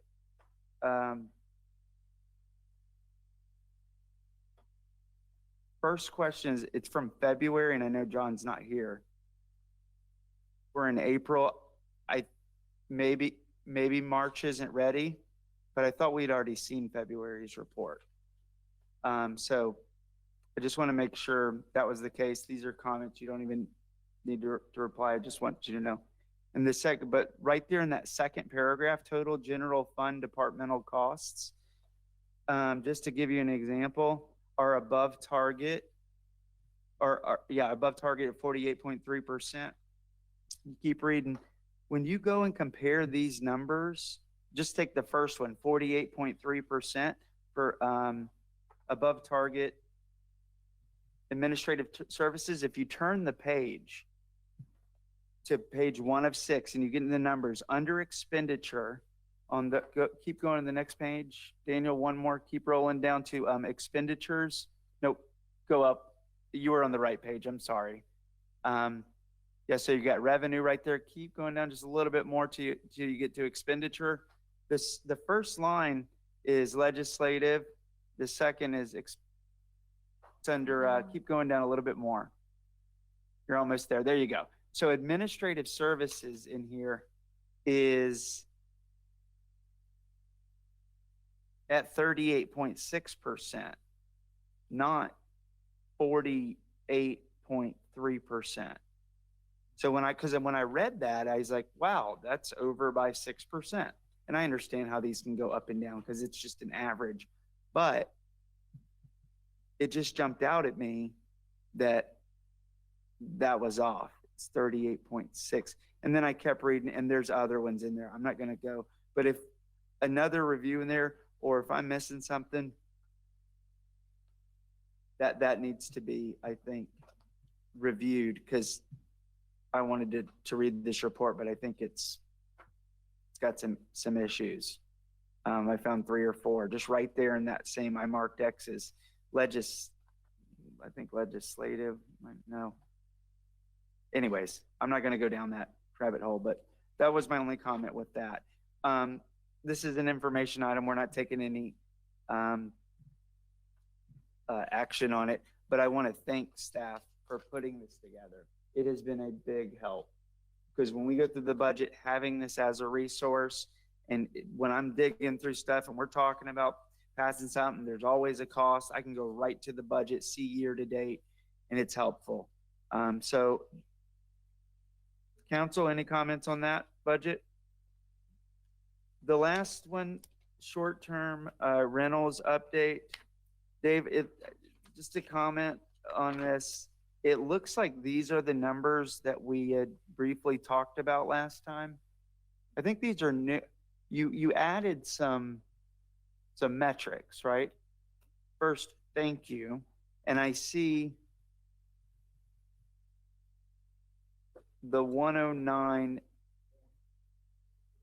code enforcement, investigation of violations, 7-day minimum requirement. So 109, if I'm understanding this, have met the criteria, or at least have met some sort of evidence that they believe that allegedly could trigger or violate the 7-day minimum. Is that what I'm seeing? That is correct. And this is in in order. Next, courtesy notices would be sent, notice of violations. And so we are starting to see the pipeline push forward. Yes, and the pipeline is even pushed further forward than what's reflected in this update. Today, code enforcement staff issued or mailed the first, from my financial background, the first tranche of notices went out today. Okay. There was 30 of them. And those are going out to property owners, letting them know that we have identified their property as being in violation of one of 3 things: either the 7-day minimum requirement, the need for a city BTR, or their lack of registration in the ProChamps with the ProChamps program. Some properties are violating all three of those things. Some are only violating one of those things. That's what's taken code enforcement staff. We received this, we call it actionable evidence, the documentation from ProChamps, let's just say 30 days ago. I think it was March 15th. It's taken staff that long to go through all of the information, identify exactly what violations are occurring with each of these 109 properties. And now we're starting to mail out notices to property owners. So yes, the pipeline is beginning to get populated. And this is in a logical order, Yes. right? So from preliminary all the way through. This is very helpful. Thank you. Any other comments on it? I got one more and then I'm done, I promise. Citizen Joe Sojourner sent an email. I read the email. Was the council all sent this email? Yes.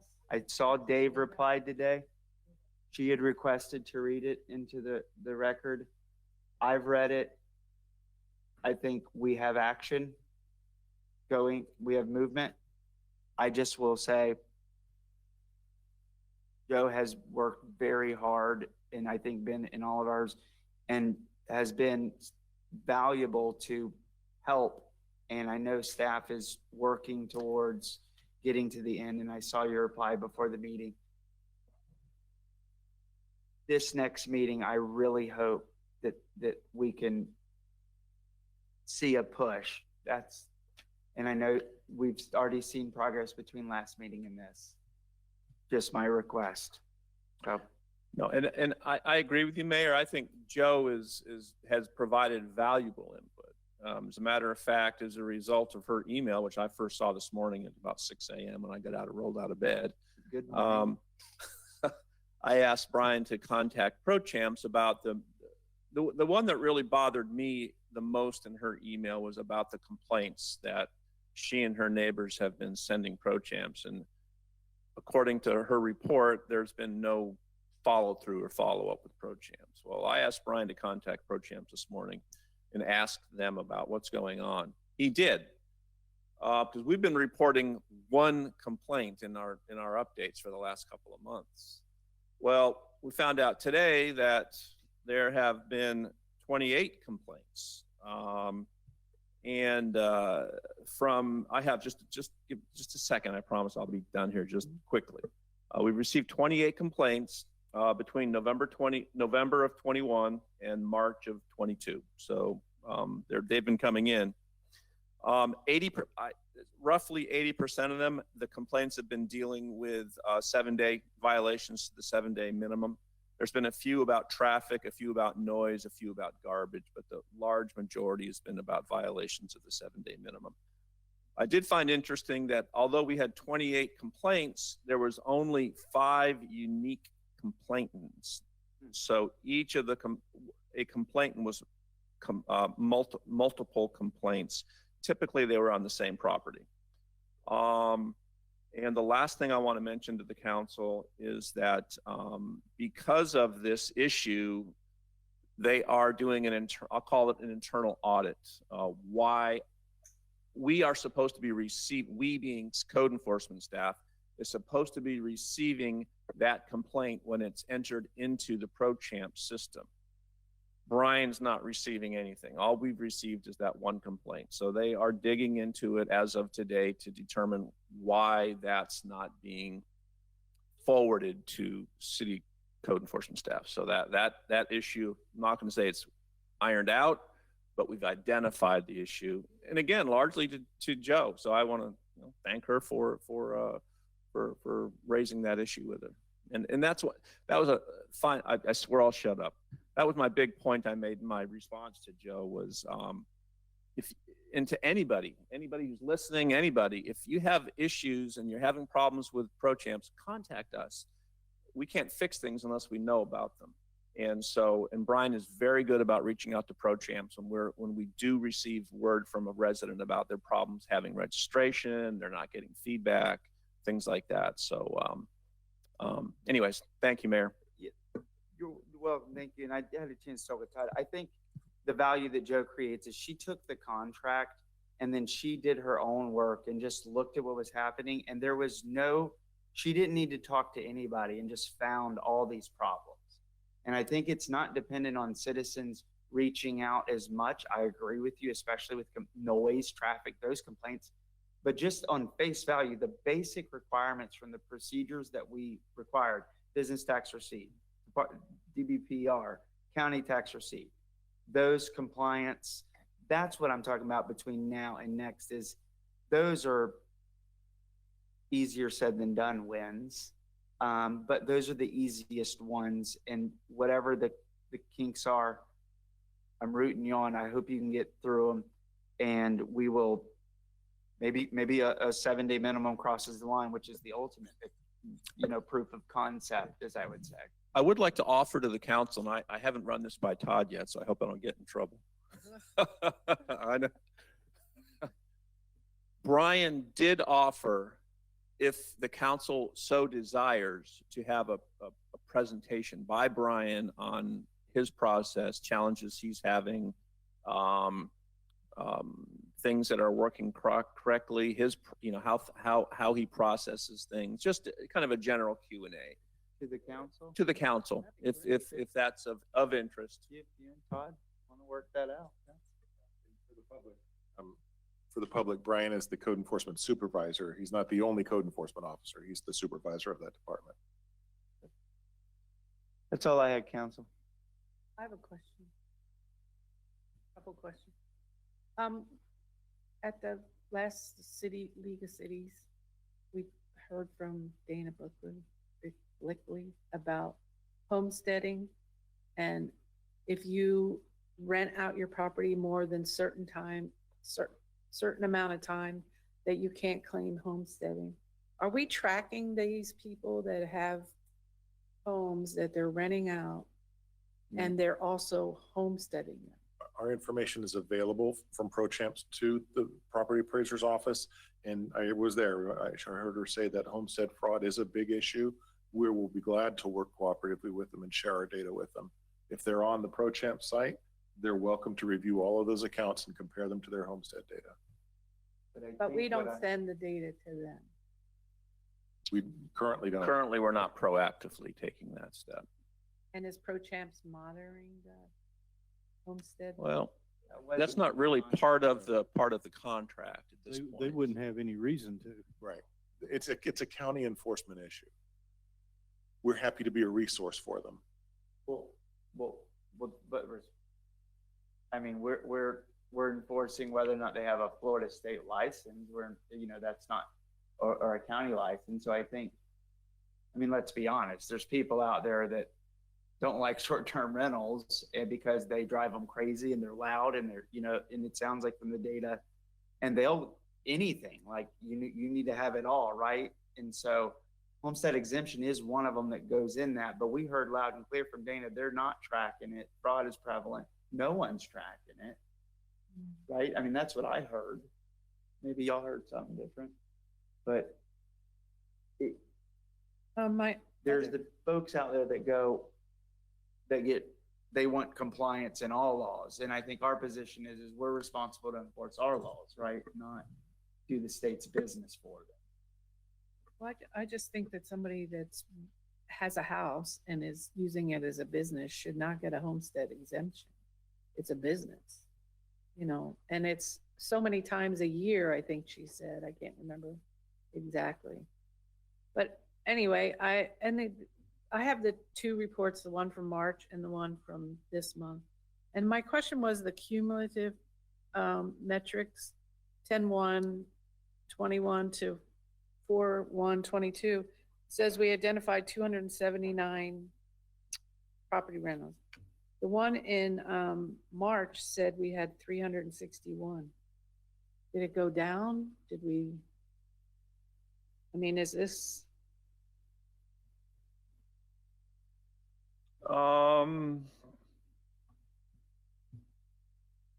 Quick answer is I don't have an answer.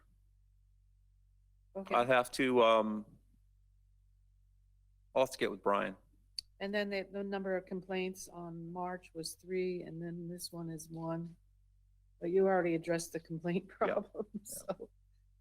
Yeah. And then my other question was, we had offered a while back to get Brian some help. Yes. Have we had any help with that? Yeah, I mentioned that briefly in my response to Joe this afternoon. We have recently done some reassignments in my department. Some of our administrative our administrative support staff is working with Brian to help with this. I'll call it a log jam currently. We're working our way through that. We have two administrative assistants who are going to be assisting Brian. Todd and I are both monitoring that very closely. I've already had a conversation with our human resources director. Should that prove that we need even more assistance, I don't want to say put her on notice, but I've had a conversation with her about the hiring of a part-time person to even add additional support for the administrative side, because that's where the logjam is just going through all of the paperwork. And as you all know, code enforcement is a very legalistic process, and there's lots of T's to cross and I's to dot, and it's very labor intensive. But in summary, I think we have a handle on it, but if we don't, we've got a backup plan to get an additional person. Okay. Part-time person. That's all I got. Thank you. Council, we have 10 minutes. And this is the first time in 6 months, I believe, we've ever had the opportunity to give reports. So if you have a report, there's 5 of us plus our additionals, a minute or 2 each, and we should experience this. I can go on this. Okay, I've been going to the board of Space Coastal League of Cities, and the main thing that I just wanted to announce that we have on the website, the application for the scholarship. And we don't know exactly how much of a scholarship we'll be able to give, but we are going out asking for more funding. And that's about it. I think the review and the advocacy continues. And we've been to lots and lots of events lately, that's for sure.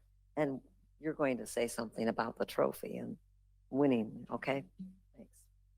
I just wanted to say how proud I am of our community and our law enforcement, sheriff's department, and the fire department and city leadership for the ad hoc event that we had this week for the young man and the Cocoa Palms. That was, I think that did more for us as adults than it did for him. But it was very reassuring to see how caring a community we have. And I really appreciated all of the efforts of everyone that was involved. It was very good. No reports? Mayor Pro Tem Kellum, any reports? No, I'm good. Thank you. City Attorney? No report. City Manager? I just want to remind the public about there's a workshop this Thursday to kind of re-review the items that were presented at the strategic planning retreat and also the CIP. So this is a chance for us to just talk about it, hash it out a little bit, say what we like, what we don't like before we get into the budgeting process. And my hope is that the budgeting process goes very smoothly as a result of this meeting on Thursday. Thank you. Yes, hope to see folks there. I want to echo what Councilmember Willis said. That was a very moving event, and it was really cool how the city came together on such short notice. Councilmember Willis, thank you again for what you did to help bridge the gap. Everyone was busy on short notice and try to drive and make it special. And obviously Lisa and everyone, I couldn't even keep up with who was doing what. It was a big email chain, and if you could make it, it was 72 hours notice. Everyone couldn't be there, and I certainly can't make every event, but I was fortunate enough to be able to make that and be there with the city manager and Councilmember Willis, sheriff, and fire department. I mean, people just showed up. I called a Jeep club, and we got like 10 Jeeps to come through and do a little parade for this boy. And they did it like within 24 hours notice. One drove from Palm Bay to drive their Jeep down Cocoa Palms, which is one loop circle, to put the smile on this young boy's face. And saw the Vista Dominis there. And Cocoa Palms is a special place because it was 60 years ago, actually last month, where they sat in that little community and they founded the city of Cape Canaveral. And it was the next year when the Tropicana plant, they formally incorporated, I believe. Talking with our city attorney about this the other week. So I think we're coming up on 60 years, but if I never do another thing in this city, that was pretty cool to just be a part of that. And thank you all. And on a higher note, as I was thankfully reminded, I tell you what, it feels good to win. And I can't claim it. I got the honor to do it, but we are once again third consecutive most fit city in Brevard County. So very proud of everyone. We figured out something because I tell you, Rockledge, when I was humbled to receive the trophy and they got a chance to pass it around, Rockledge didn't even want to touch it. He's like, I don't even want to see it. So we're on a three-peat. We won 4 out of 6. Thanks to Cape Canaveral staff, everyone who is part of it, and the community. Councilmember Raymond said some nice words at the event as well. Thank the residents, and Councilmember Davis and I, and we were able to go and represent well, and we won. And we would have won by even more if we would have logged city council meeting time, as so. With that, Commander, any comments? Good. Let the record show we have 5 minutes and this meeting is adjourned.